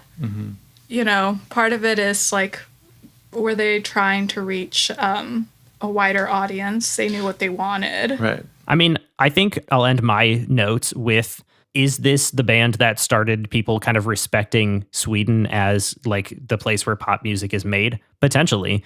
Like, I could definitely see that. I will say thank you, Sweden, for your contributions to music, to pop music. I may have rated this kind of low. I don't know. I have my own opinions of whatever, but I gave this compilation album a 2.5 overall. I feel like if I listened to one of their actual albums, I would probably like it more, because I feel like they're very good at storytelling, and I think that their albums would have a story. I don't know, because I haven't listened to them, but yeah, I mean, I'll leave my notes with thank you for the music. Nice. For scoring the overall album, I was looking at all the fives I gave out, and I was like, that's a lot. But I gave it a 4.5 because while I think this is a great album, obviously you have so many great songs here. At the end of the day, I do think it's way too long, to be honest. Sorry, but it is. They have too many hits. Yeah. Well, the thing is, I felt like there were 3 songs, or like at least like 2 or 3 songs you could have easily taken out.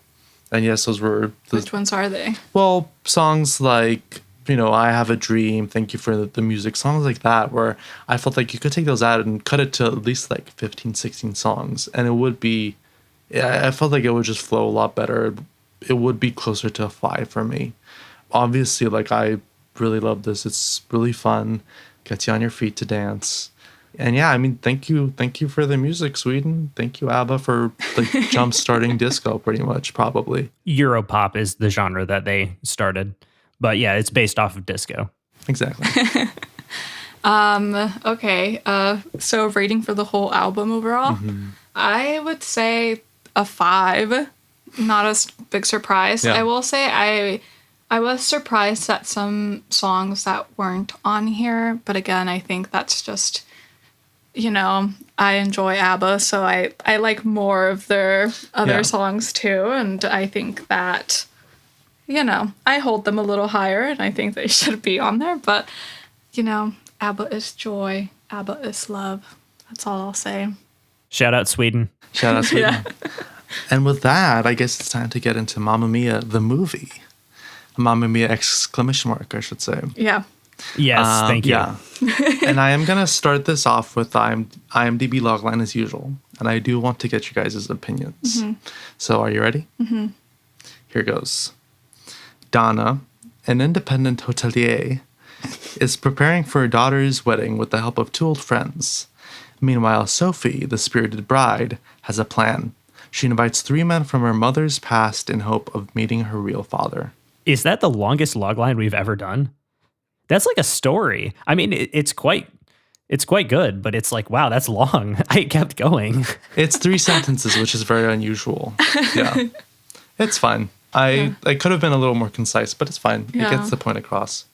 So, yeah. Also, before we dive into the movie, I wanted to say one thing real quick, that I have gone over an hour and a half without mentioning David is wearing the shirt, the "You're Killing Me" Smalls shirt again today, and Yes. I want to make that known for everyone because I kind of want to keep a running tally of how many times, because this is just completely random. I'll just get on here and David will be wearing the shirt, and it's just like nice. And I like, in all honesty, do not plan it out. I just happened to be wearing it that day. The Great Hambino. Yeah, the Great Hambino.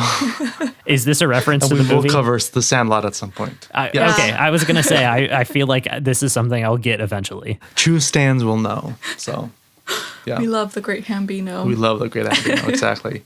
But let's get the credits out of the way. The movie's directed by Phyllida Lloyd. It's produced by Judy Kramer and Gary Goetzman. Apologies. I also did want to say this isn't on the official Wikipedia breakdown, but Tom Hanks and Rita Wilson did also produce this. It's written by Katherine Johnson, or should I say the book is written by Katherine Johnson. Cinematography by, and I am so sorry, Haris Zambarloukos. Ooh, I Greek butchered names. that name. Apologies. Here we go. Yes, exactly. Actually, the only Greek name that we're going to run into right now. Damn, So, there were a lot in the credits. it's edited by Leslie Walker. Music, obviously, by Benny Anderson and Bjorn Ulvaeus. I'm guessing that's how you pronounce his last name. Apologies, Bjorn. Distributed by Universal. And starring Meryl Streep, Pierce Brosnan, Colin Firth, Stellan Skarsgård, Amanda Seyfried, Julie Walters, Christine Baranski, Dominic Cooper, amongst like a bajillion other people. As most good stories begin, we're going to start in the 80s. And after ABBA's breakup in 1982, their music had actually kind of like fallen off in pop culture. Not that many people listened to them, especially as kind of like the punk movement started and all these other movements that kind of looked at disco. They kind of viewed that as, oh, that's in the past. That's not really important. It's not deep. It's not interesting anymore. But there were still diehard fans of ABBA around, even if there weren't many people that listened to it. And that included producer Judy Kramer. And she actually approached Benny Anderson and Bjorn Ulvaeus about doing a TV special around ABBA's music, because she believed, as we kind of discussed previously, that their songs kind of naturally fit a narrative shape. And even though that idea never really came out, they kind of continued to let ideas simmer. And then ABBA Gold, which is that one we obviously just discussed, came out in 1992. And almost immediately, ABBA blew up all over again. It brought a big reappraisal of the band and their music. And Benny and Bjorn were both surprised because they had kind of thought, okay, that's in the past, it's over, people are not listening to it. But with that success, they kind of got back together with Kramer and realized that they could do something with this. And so they decided to make the musical, pretty much a jukebox musical. Kramer got together with writer Katherine Johnson, who was very confused to be asked to work on the project because she wrote mostly, dark comedies for fringe theater. So she was like, what does this have to do with me? They got along very well, though, and they both kind of came up with the narrative engine for the story when they realized how many of the ABBA songs were about either youthful events or adult events, kind of like a youthful lens and an adult lens. And they realized, oh, this could be a mother-daughter story. On top of that, Johnson, who was still kind of like, okay, I don't think I will work out for this project. But she was still like, okay, what if I just throw out this idea? And she pitched out the idea of the three dads. And Kramer loved it. And she was literally like, okay, sit back down. You are doing this. So with Benny and Bjorn on board, they wrote the musical. And they also got the input of director Phyllida Lloyd, who Kramer brought on. And again, they got along very well. And even though a lot of people told Lloyd, who was a very respected, theater director, they were like, why are you going to do this stupid little ABBA musical? She was like, no, I love the themes of it. I connected to it. So I'm going to go and do this.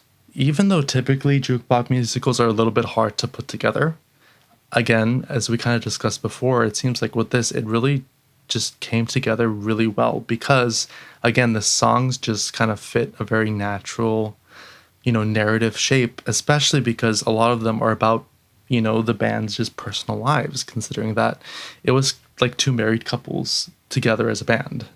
And so, as you mentioned, there were a couple lyrics that were changed, but ultimately, almost everything was kept the same. So the musical premiered in London at the Prince Edward Theatre in 1999, and it blew up. It became a ginormous hit. The audiences absolutely loved it. It gave people energy, seemingly, whenever they would go and see it. And they were like singing along, clapping along, like so invested in the musical and its music.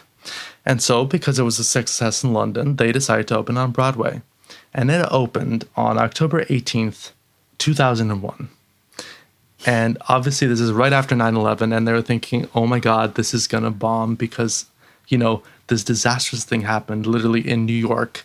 And yet it became a giant success there too, because just, the same effect that it had on audiences in London, it had on audiences in New York. And seemingly that's what they needed most. They needed like a little beacon of hope amidst all the things that were going on around that time.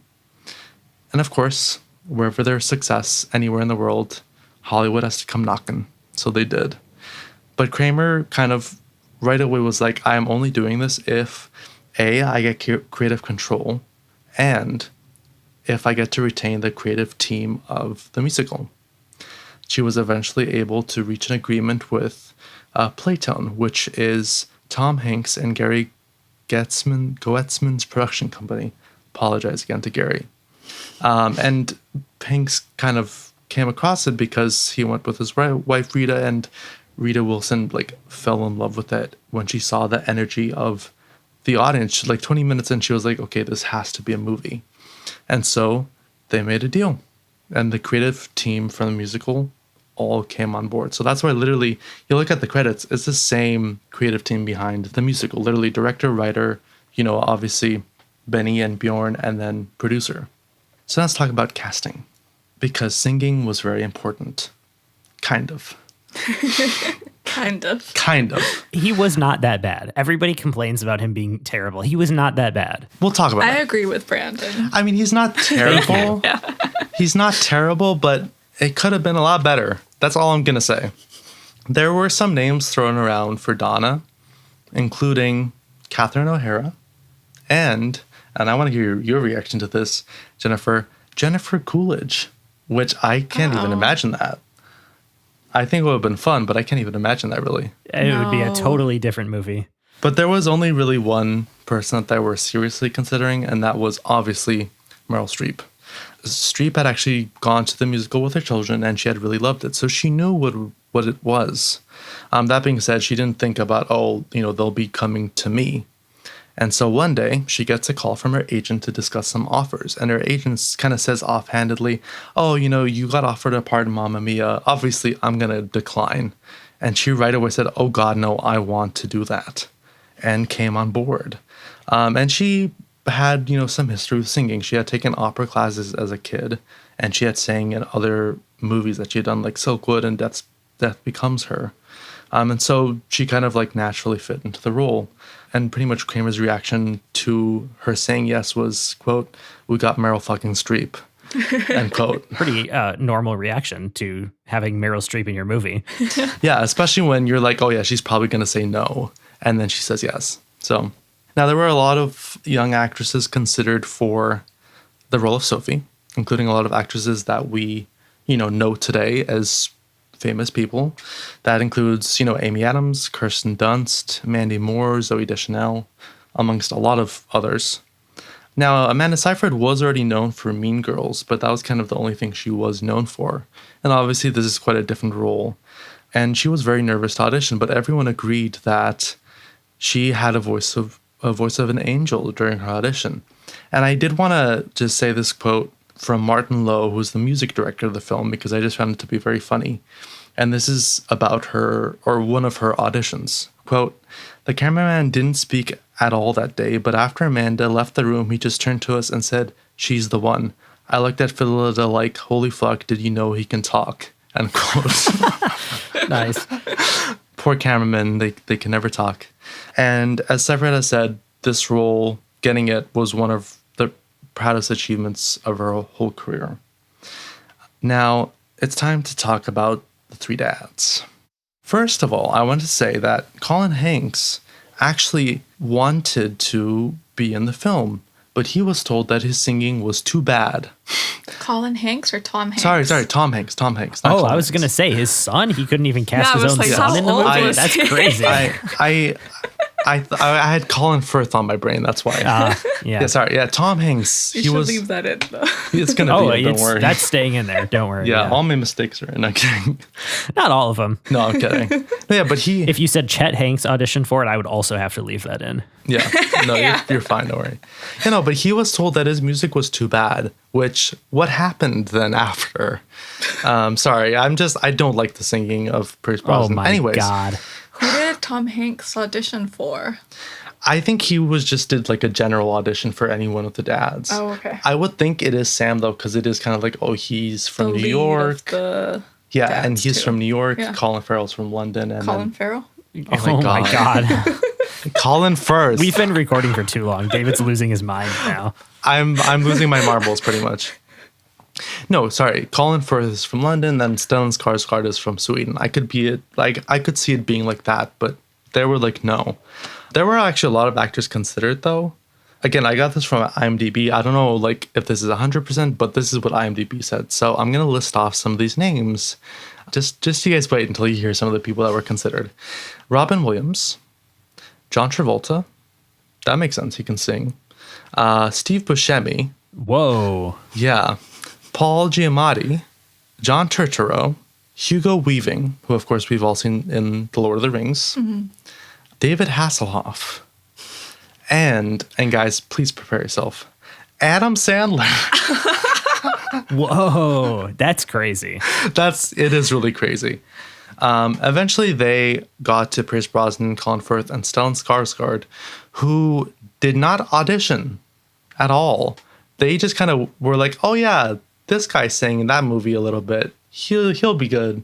That's how they kind of cast them. They're like, okay, they're good actors. None of them auditioned and they were just like, you're it? They were just like, you're in. Because they're like, you're Wow. a good actor and you happened to sing in a previous movie and you sounded fine there. So that's how they kind of all got cast. And all three were kind of drawn to the film because they're like, damn, Meryl Streep is in this. I want to act with her. And that's how they came on board. So they moved into production. And it all started off with an intense boot camp of rehearsals where the actors pretty much learned the singing and choreography for 5 weeks. And I want to throw out a quote from Streep here that I found very funny. Quote, I remember at the first rehearsal, Anthony, who I believe was their choreographer or pretty much in charge of this boot camp. But at the first rehearsal, Anthony said, we're going to have a little surprise dance demonstration and see how everybody does on their feet. I just saw the look of pure terror strike Colin, Pierce, and Stellan, end quote. And to throw in another little quote from Phyllida Lloyd, quote, watching Colin and Pierce try to dance was really humanizing. Obviously, they're drop-dead gorgeous, heart-fluttering men, but when they try to do a choreography, ... end quote. Damn. Yeah, so they had some problems. They had to like be coached a lot, seemingly. That being said, Streep, Baranski, and Walters quickly formed a strong bond. So their friendship on screen seems to just have been kind of like their friendship in real life. Now, when it comes to filming, they did film on the Greek islands of Skopelos and Skiathos, while also filming on a soundstage at Pinewood Studios. So it seems like a lot of the villa parts were filmed on studios, while a lot of just, when they're on the beach and stuff like that was on the islands. And ironically, the stage that they were shooting at was the same stage that Brosnan shot his 007 movies on. So he got on the stage and he was like, wait a second, I was here like 3 years ago or whatever.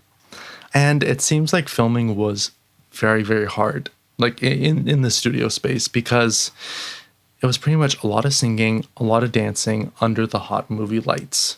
And the Voulez-Vous dance sequence particularly seemed to have been really difficult. Seifert literally called it a motherfucker. Yes, everyone was swearing in this movie.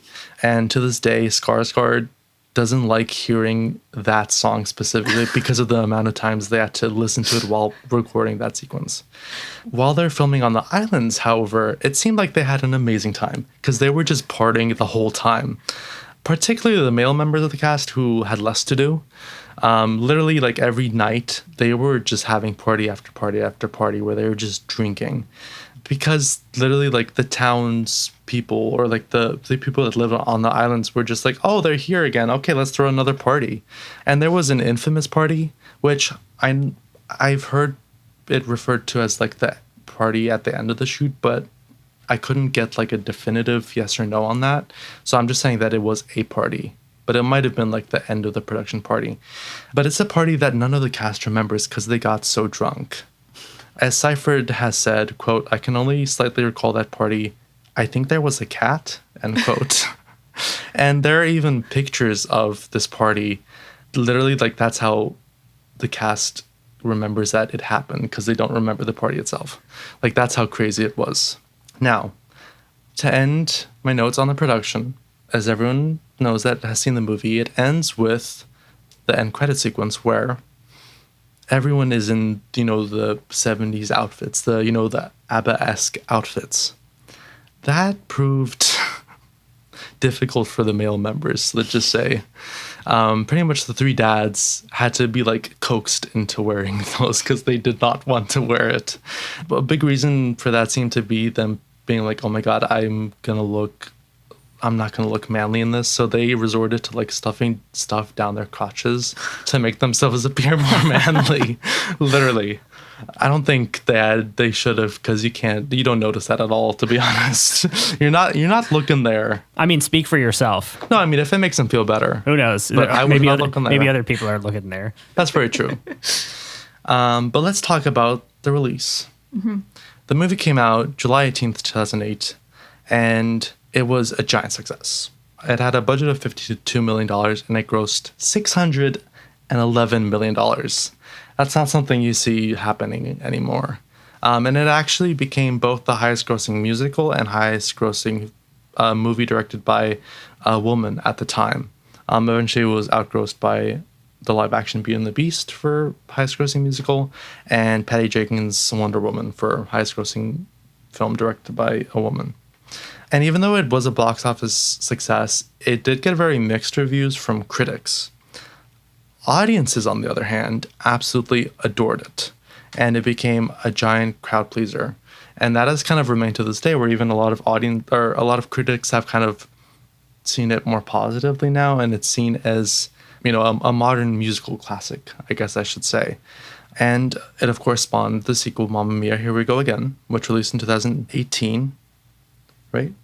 Mm-hmm. Yeah. I went to go see it 3 times in the theaters when it came out, and all 3 times I was surrounded by older women and their daughters. Yep. Yeah, that was also a big box office and critical success. And actually, it was received better than the first film when the first film initially came out. And the story continues because they are working on Mamma Mia Part 3.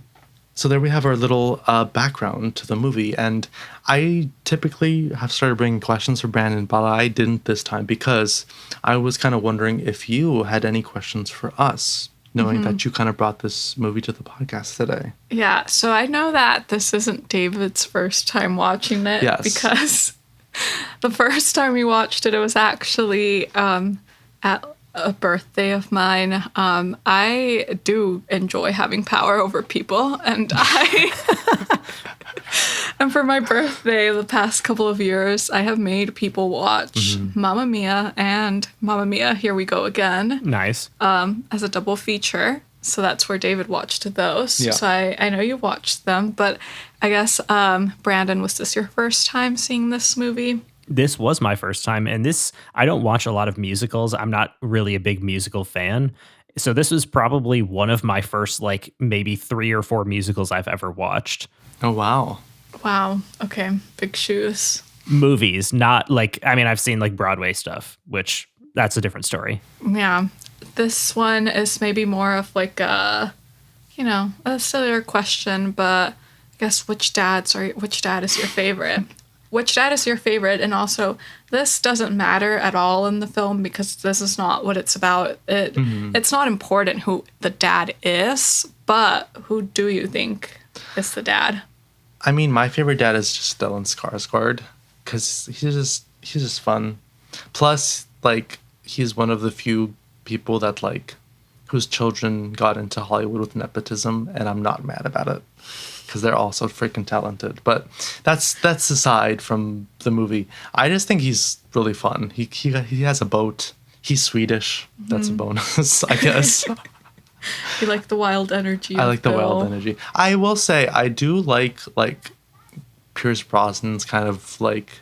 I feel like he's the most dad in terms of like, he's kind of there the most for Sophie in a way. And I do really like that a lot in spite of his singing. So I do kind of like them a little bit more than Colin Firth's character. And that's just because Colin Firth's character kind of doesn't have anything to do in the movie. He's just kind of there. And that at the end, he's like, okay, cool, I'm gay. And then you're like, oh, that's awesome. And then that's it. Like, that's kind of his whole character. I was kind of sad that he didn't get to do anything. I was waiting for it, and at the end, I was like, "Oh, he's gay now." Like, I was kind of like, "Oh, I wanted him to get something too."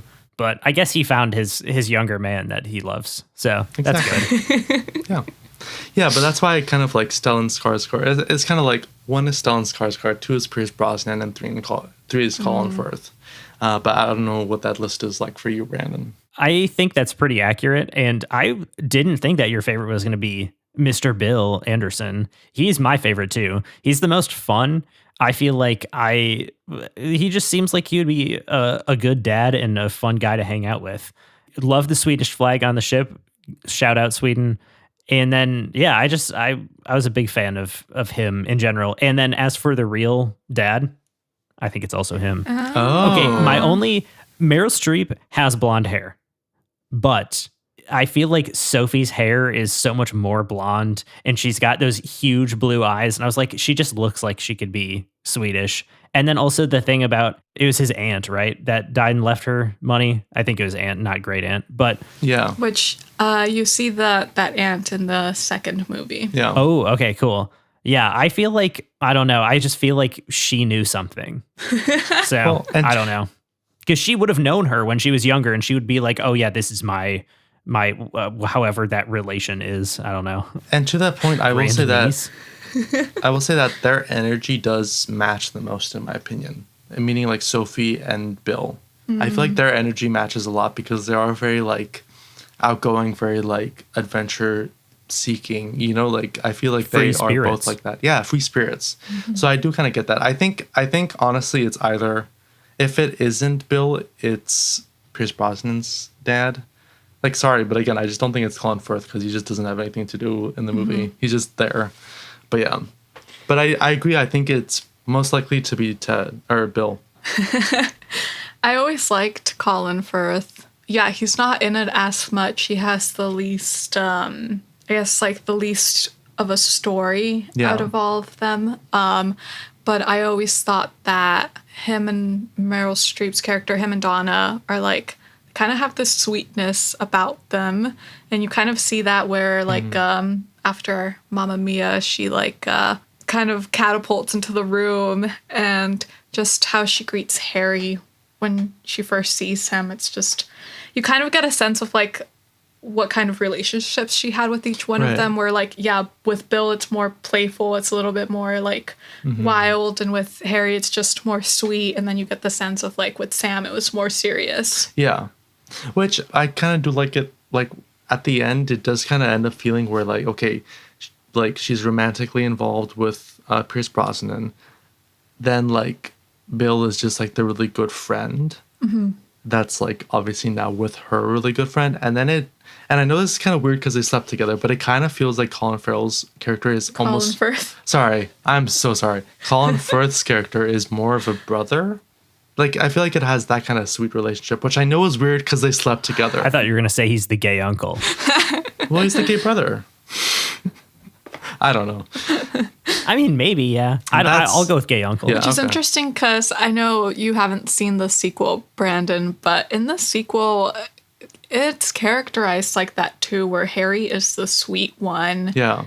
And maybe was not like a serious prospect. Yeah. Interesting. Which, I mean, makes sense of like, oh, he was gay, but he was like, maybe I should try and get with a woman. I don't think it's like No? that. Okay, no. I don't remember the sequel very well, to be honest. It's been like 2 years since I watched that. But anyway, did you have any other questions, or should we just talk in general? But I think we can just talk, and maybe some questions will naturally just arise from that. Because I want to present my interpretation of this film. Because I think that this is the type of film where either you love it or you absolutely hate it. Yeah, it's very divisive. I agree. Yeah, it's very much like that, and I totally understand why. You can't have like lukewarm feelings Yes. about it. Yeah. And I just want to throw this out there. We watched this yesterday with my mom, and she absolutely hated it, and I totally understand why. Because let me present the movie like this. Its story is very like conventional. It's very kind of by the numbers. Its characters are very like surface level. You know, it's not like in a lot of the traditional like ways you could talk about films, it's very basic. But in my opinion, that's also kind of not the point, because I kind of feel like the entire point of this film is to listen to ABBA songs and just have fun. It's just pure camp. And I think that's kind of why it's so divisive, because if that's your thing, you'll have a lot of fun. If you like campiness, you will have a lot of fun. But if you don't, you will absolutely hate it, because you won't enjoy it, and then you'll just be looking at the other parts which like are just very basic, because that's not what you're supposed to focus on, kind of. So because of that, like, if you like the campiness, if you enjoy, like, if you're just there to have a good time, you will enjoy it. If you're not, though, you will absolutely hate it. And because of that, like, I totally understand why people hate it. Now, I have a lot of fun with this film. I enjoy it. I think it's very still over the top, and that's because I do enjoy camp a lot. I will say, and I did tell Jennifer this yesterday, for me, this film is not very rewatchable, though. And I think maybe that's because maybe I just don't like camp to that high of a level where I can rewatch it that much, even though I still enjoy it. But I don't feel like it's the most rewatchable movie, even though I have a lot of fun with it. And I feel like it's one of the films that kind of defies, like, judging it traditionally, because it's not one of those films, kind of to the points that I brought up before, of where, like, it's not about the story, it's not about the characters, it's, you know, like, obviously, like, yeah, you get invested, but that's not the point of the movie. The point of the movie is just to have, like, balls to the walls fun and listen to a bunch of people singing ABBA songs.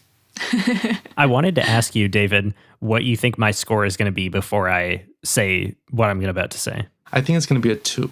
Not too low. Okay. I don't think you're going to like this movie at all. Interesting. Okay. So this is the part where I break every single thing that you just said. I don't love this and I don't hate it. I'm very much in the middle on this. And I, once again, cannot be confined to a box to anything else that other people are saying. This movie I thought was a 2.5. I'm kind of thinking it's a 3. I'm pretty sure I'm going to put it at a 3 because I was thinking about, we watched Halloween last week and I was like, this is good. It's a 2.5. This movie, I feel like I want to watch more than Halloween in a weird way. I don't like musicals. I'm not a musical person. I'm not a huge like camp person. I just went on a whole rant a few weeks ago about how I hated Blade Runner because there's no story, and there's not a lot of story here, but there's something that's just very endearing and fun about it. And I feel like it's the actors. Yeah. And you can just tell like the fun that they have is just like a jumping off the screen. You can tell they were partying the whole time. Literally, yes. And I was going to say, if you had anything bad to say about this shoot, I wouldn't have believed it, because this looks like it was the most fun that any of these actors has ever had in their lives. So I think this was actually it was enjoyable, and I feel like it's going to be hard for a musical to beat this because I don't like musicals, and this is kind of like what I do like about a musical, where it's like it's not taking itself too seriously. It knows that it's just fun, and we're going to just sing along to a lot of great music. So I'm pretty like in the middle on this one. This one is a 3. So I'm sorry to break apart your theory. I feel like I've just gotten up from the floor I was crying on. And now I'm seated. I'm standing high. Well, you might sink down a little bit when you hear my score because it did go down from the last time I watched it. I'm sorry to say. Because obviously, like I said, I do really enjoy this film. I think it's so much fun. But again, as I said before, it's not that rewatchable for me. Like, I'm never really like, okay, I want to go watch that movie. Like, if it's on, I'll enjoy it, but I'm never going to seek it out really. And I think because of that, I was sort of circling a 3, kind of just like you, Brandon. I'm sorry, Jenny. Whoa. That being said, I still really enjoy this film. Like, it makes me laugh. It makes me happy. I'm just like, it's not that rewatchable at the end of the day. Yeah. And that's really the only factor that kind of brings it down to a 3. Otherwise, it would be higher for me. Yeah. Yeah. I have to disagree with you. I've seen this movie so many times. It's a comfort watch at this point, and I think each time that I watch it, I'm having fun. It doesn't like dilute it any less. And yeah, the story isn't really there, but I also don't think that the movie pretends to be anything more than what it is. And that's exactly my point. Like, that's not the point of the movie at all, you know? Yeah. So I completely agree with that. And honestly, like, I never, this was only my second time watching it. So I don't know what'll happen when I go back to it. I could enjoy it more, the third time I watch it, because I could entirely see it being like, after remembering having so much fun watching it the first time, going into it the second time, I could see it maybe not like living up to that expectation. So I could see like going into the third time, I could enjoy it more again. So I don't know. I feel like it's kind of hard to rate this movie for me because it does just fluctuate a lot. I don't know. I guess for me, I will just have to wait and see where it is in the future. But sorry to interrupt. No, Go back it's to what you're okay. saying. I think it's just, kind of like what you said, Brandon, it's just such, kind of like what ABBA music is to me. And I think this is another reason that the pairing works well. And of course, they're using ABBA music in the show. It's based around that. But the movie itself, even just that, is this like infectious sort of like joy that gets you. They really captured the tone of ABBA's music in the movie. Like, the tone of both are the same. And I think the cast is crazy too. Like, you don't expect to see Meryl Streep in there and Pierce Brosnan and I do want to say, I know I've talked shit about Pierce Brosnan singing. That's the only part of his performance I don't like. Like, I think he was well cast in this movie. I just wish they got someone else to sing for him. That's the only thing. You're a hater, David. I know, it's so sad. What did my boy Pierce do to you? He was fine. Maybe he's just not a good singer. I'm not a good singer. I'm not either. Like, should he be canceled for this? I don't know. I'm not trying to like be like put him down for it. Like, hey, like, I know, live your life, bro. You are. He's a really good actor. I'm just like, they should have. And he's hot. He is hot. Even when he's like old now, he's still hot. He has the Tim Oliphant effect, where when they get older, they just get hotter. But I'm just like, they should have at least helped him out more or something with his singing. Because that poor man, he was drowning, I guess, when he was trying to sing. I'm sorry, but he was. Like, I'm sorry, but it's true. Yeah, I think even just the way that, like, first, like what David was saying, I think this is, like, written, produced, and directed by women, like, all women. And I think you can kind of see that in the film, too. Just the way that, like, the women are centered and portrayed, and I think this is kind of what I was trying to get at when I so eloquently called them old ladies earlier. Those hags. But it was just like, but it's really cool to see this sort of portrayal of older women in film where even like Dancing Queen really stands out to me because you are seeing all of these older women that aren't typically seen this way, just, going dancing, having fun, and in a way they are all the dancing queens at that point. And also just, it's really interesting how like the 3 older female friends, what they're showing in all 3 of them, they're all 3 different types of women that you can consider non-traditional. Like, none of them are married. Tanya's been married like 3 times, but she's divorced, and Donna is a single mother who's running a business, right? And Rosie is career focused, a lone wolf, as she says. That's the other thing I wanted to ask you guys, which one of those three is your favorite, but I'll circle back to that. Never throughout the movie do you feel like they are shaming these women. They're saying, like, this is just a different way to be. And even with Sophie, where, like, she wants to get married and she does want, I guess what you could say is more of, like, a traditional sort of life for a woman. Even her, you see it when, like, her mom, Donna, and even later, Sam are trying to kind of encourage her to not get married and go out and have fun and do adventurous things. And she takes a stand and she says, this for me is what I want. So that's another thing that I really enjoy. And then also the relationship between Sophie and Donna is also really interesting because the whole time there is like a sort of tension there of like, you never told me about my dad. Now I feel like I have this kind of, gaping hole in me. And then on Donna's part, it's like, why are you getting married so young? Go out and live. I don't know. There's like this respect for each other where you see it at the end too, where like the church scene where Sophie's like, I don't care that you've, slept with 100 men. I love you. And it's a great moment as well. Yeah. And even with Donna, where like, yeah, she thinks she's too young to get married, but she's still going to give her away and she's still going to, throw this beautiful wedding for her and help her get ready. And I think that one of my favorite scenes is the slipping through my fingers part where this wasn't a song that was in the compilation album. So there are some songs in the movie that aren't on there. Like that one in Honey Honey also wasn't on there. But slipping through my fingers is another scene in the movie that makes me cry because I'm a very sentimental person. But also it's just so sweet. The whole sequence, just Donna helping her get ready. And even before that, when Sophie asked her, like, can you help me? And she's kind of freaking out. And Donna's like, it'll be fine. We have time. Like, even just the way that. And I think that's, Meryl Streep bringing it there, but like that was just, I think we have time. It's just so sweet. And then the whole scene where, she cuts herself while she's shaving. So Donna puts a Band-Aid on her leg and then Donna is painting her toenails and Donna is doing her hair. I just thought it was so sweet and it's a lovely mother-daughter relationship.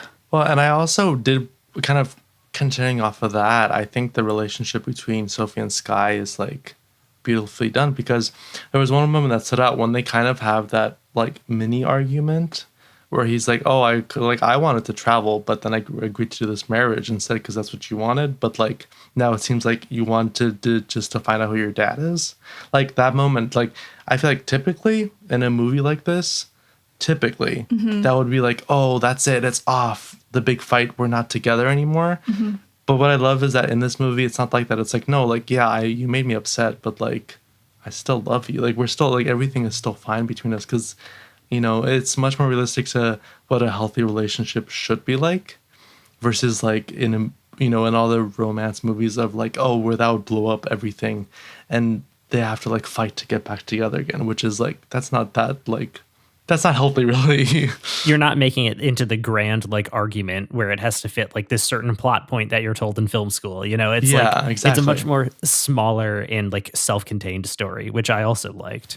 Yeah. To me, I had a very similar reaction to this movie as I did with Dirty Dancing, which is I'm not going to like this going into it. And then it actually was like way better than I thought it could ever be. It's still not like my favorite thing ever, but I was like, I had so much more fun with this than I thought I would. This was a good choice. I liked this movie a lot, and I actually do really want to watch the sequel. I'm curious to see what happens. I think I probably will have problems with it if it like gets rid of all of the other plot points in this movie, but that's maybe as a standalone thing. It's I will say I don't think you're gonna like it as much. Damn. Okay. Yeah, I think I didn't like it as much. And honestly, I don't want to spoil, but this conversation is pushing me back up for a 3.5 for Mamiya because now I'm remembering that I gave the sequel a 3. Yeah. I mean, you can lower that too, but I would say, yeah, I thought this would be a 3.5 when you started your speech. I will say that. Well, I feel like it's going back up there. I don't know. It fluctuates. I feel like this is a movie that's kind of hard to review. You know? Yeah. Well, this for me is a 5. Mm-hmm. I figured. I think. Yeah. I think sure. Like, I think David, you mentioned yesterday something about like the story isn't really there, and it's more about like how can you get to the next ABBA song, and Which I wasn't saying is a bad thing, Yeah. because again, I don't think like the story is the point really. Yeah. You know. and at some point it does get very intense where like every 3 minutes they're playing a song. Yeah. And sometimes it's like a jump scare when the song comes. But I think that for me, this kind of is what movies are. They make you feel something. And sure, like the character development isn't fully there. You kind of see it with some, but not all of them. And the overall tone is very like silly and wacky. But I think that it makes, at least for me, it makes me feel so good. It makes me feel alive. It kind of just reminds me, I think, of why I love movies so much. And it's so cheesy to say that with this movie too, but like it truly is like the magic of movies. It's just, for me, encapsulated in this movie. It's so silly, but still so good. I think magic is the perfect word.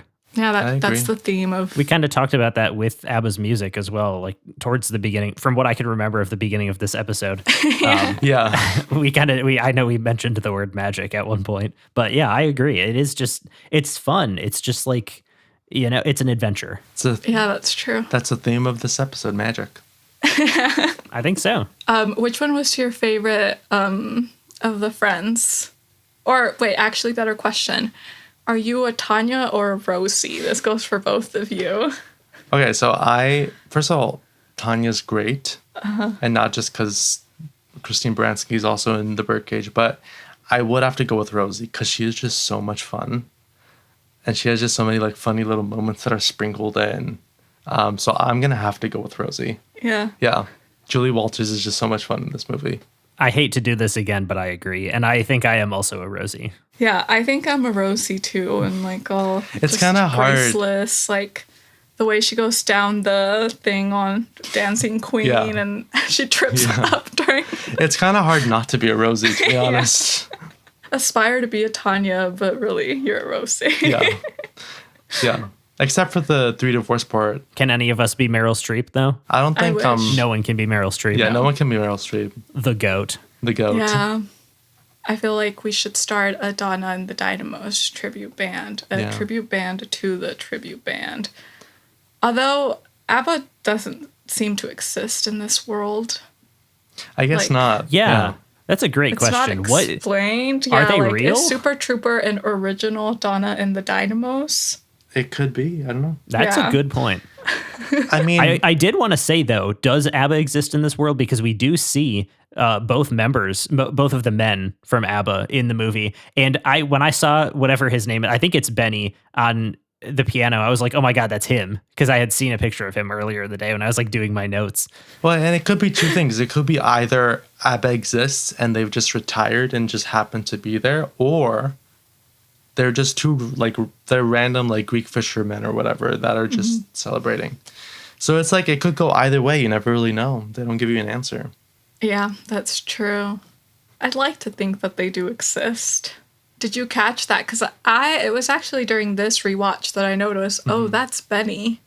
I noticed Benny, but I honestly did not notice Bjorn. He's at the end credits scene. I didn't notice Bjorn either, for what it's worth. I feel like Benny just has like a look that I just know. Well, I also feel like they just kind of focused on it for a few seconds of like, oh, look, he's on the piano, it's like a wink to the audience. Yeah, whereas like Bjorn, I feel like they didn't really wink that much, so you kind of miss it. No, he's at the very end after they do, Dancing Queen and Waterloo. He's at the end with like the Greek people that are in throughout the film where they... So he's kind of in a crowd, which is why you kind of miss him. Yeah. He's in the second... They're both in the second one, too. He's one of the Greek gods, pretty much. Yeah. In that sequence, yeah. Yeah, did you understand that, Brandon, with like the the Greek people playing kind of like, it was like a parallel to like, I've read like the faiths or, the Greek gods. Well, it's also like throughout the movie, it's kind of like, the Greek, like villagers or whatever they are, kind of act as like the Greek chorus from a Greek play. It's kind of like similar to that, like the same idea of like they're adding like the support to all the main characters. Yeah, like where they open the little door, they even like blow the air, which pushes Meryl Streep inside of the place. Yeah, exactly. Yeah, they act as kind of like the fairy godmother or whatever. Yeah. It felt very much like a something that existed in the Broadway play to me, like having that chorus that also can like kind of influence the story. Any final thoughts on the movie or the music or anything? I want to ask David, are you moving this up to a 3.5? I feel like I am. I'm going to move it up. I feel like it's going to be a 3.5. Nice. So, yeah. Yeah. I support. We have support. Well, I want to be the first to thank you, Jennifer, for giving us this album and this musical movie, this experience, because this was a lot of fun. And this is not something that I would have watched just kind of on my own. And it turns out I actually like this way more than I thought I would. I was expecting you to like dislike it a lot more. So, a pleasant surprise. Yeah, thank you for having me. I'm a little over my shyness now, but oh, so you'll come back for another episode. Ooh. I don't know. Yeah, that's what I'm hearing. I mean, we'll talk about it. We got to do Mamma Mia Part 2 at some point. Yeah, Mamma Mia, here we go again. Exactly. Oh gosh, yeah. Do you have anything to plug? No. I'm a hermit. I don't have anything. Not even your letterbox? My letterboxd? Yeah. I don't even know the username. We'll link it. Sure, yeah. You can find it. I can put it in the linked. description. Yeah, Mamma Mia is one of my top 4s on there. Just living my truth out on there. Yeah. Hell yeah. That's good. I support that. Yeah, thank you for having me on. I felt like I essentially just, came and was like, here I stand. I'm a girl just asking you to partake in the joy of ABBA. Exactly. And that's your right. And thank you for letting us partake in the joy of ABBA. Yeah, it was fun. It was sharing it. That's part of, Exactly. the beauty of art. And now you are in the Uncultured Pop Culture Guest Hall of Fame. Thank you. Exactly. Honored. A joy. Thank you. Yes. Well, with that, I think we should tell our viewers where they can find our information. Brandon? Yes, our link tree is the best place to find all of this. It is in the description of this episode. It is on our Instagram bio, in case you happen to follow us there. It has links to our Rate Your Music, our Letterboxd, Instagram and TikTok, of course, and YouTube, and basically everywhere you can listen to us. Where can they let us know what they think, David? Well, if they want to let us know what they think, they can either comment on this place, wherever you're listening to, Apple Podcasts, Spotify, whatever, or on Instagram, or you could even send us an email at upcpod@gmail.com. Feel free with comments, questions. If you want to yell at us for saying something, go ahead. Feel free. And I should also say, if you like this podcast, please consider rating or reviewing, because that really does go very far for us. And if they want to know what next week's episode is going to be about, where can they find that, Brandon? Yes, that is on Instagram. Chances are you are listening to this after midnight Pacific time on the Sunday it came out, and we will have posted what next week's album and movie are going to be. Thank you so much, again, Jennifer. Thank you. I leave you with sparkles and glitter. More magic. Yeah. Nice. Thank you so much for listening. We will see you next time.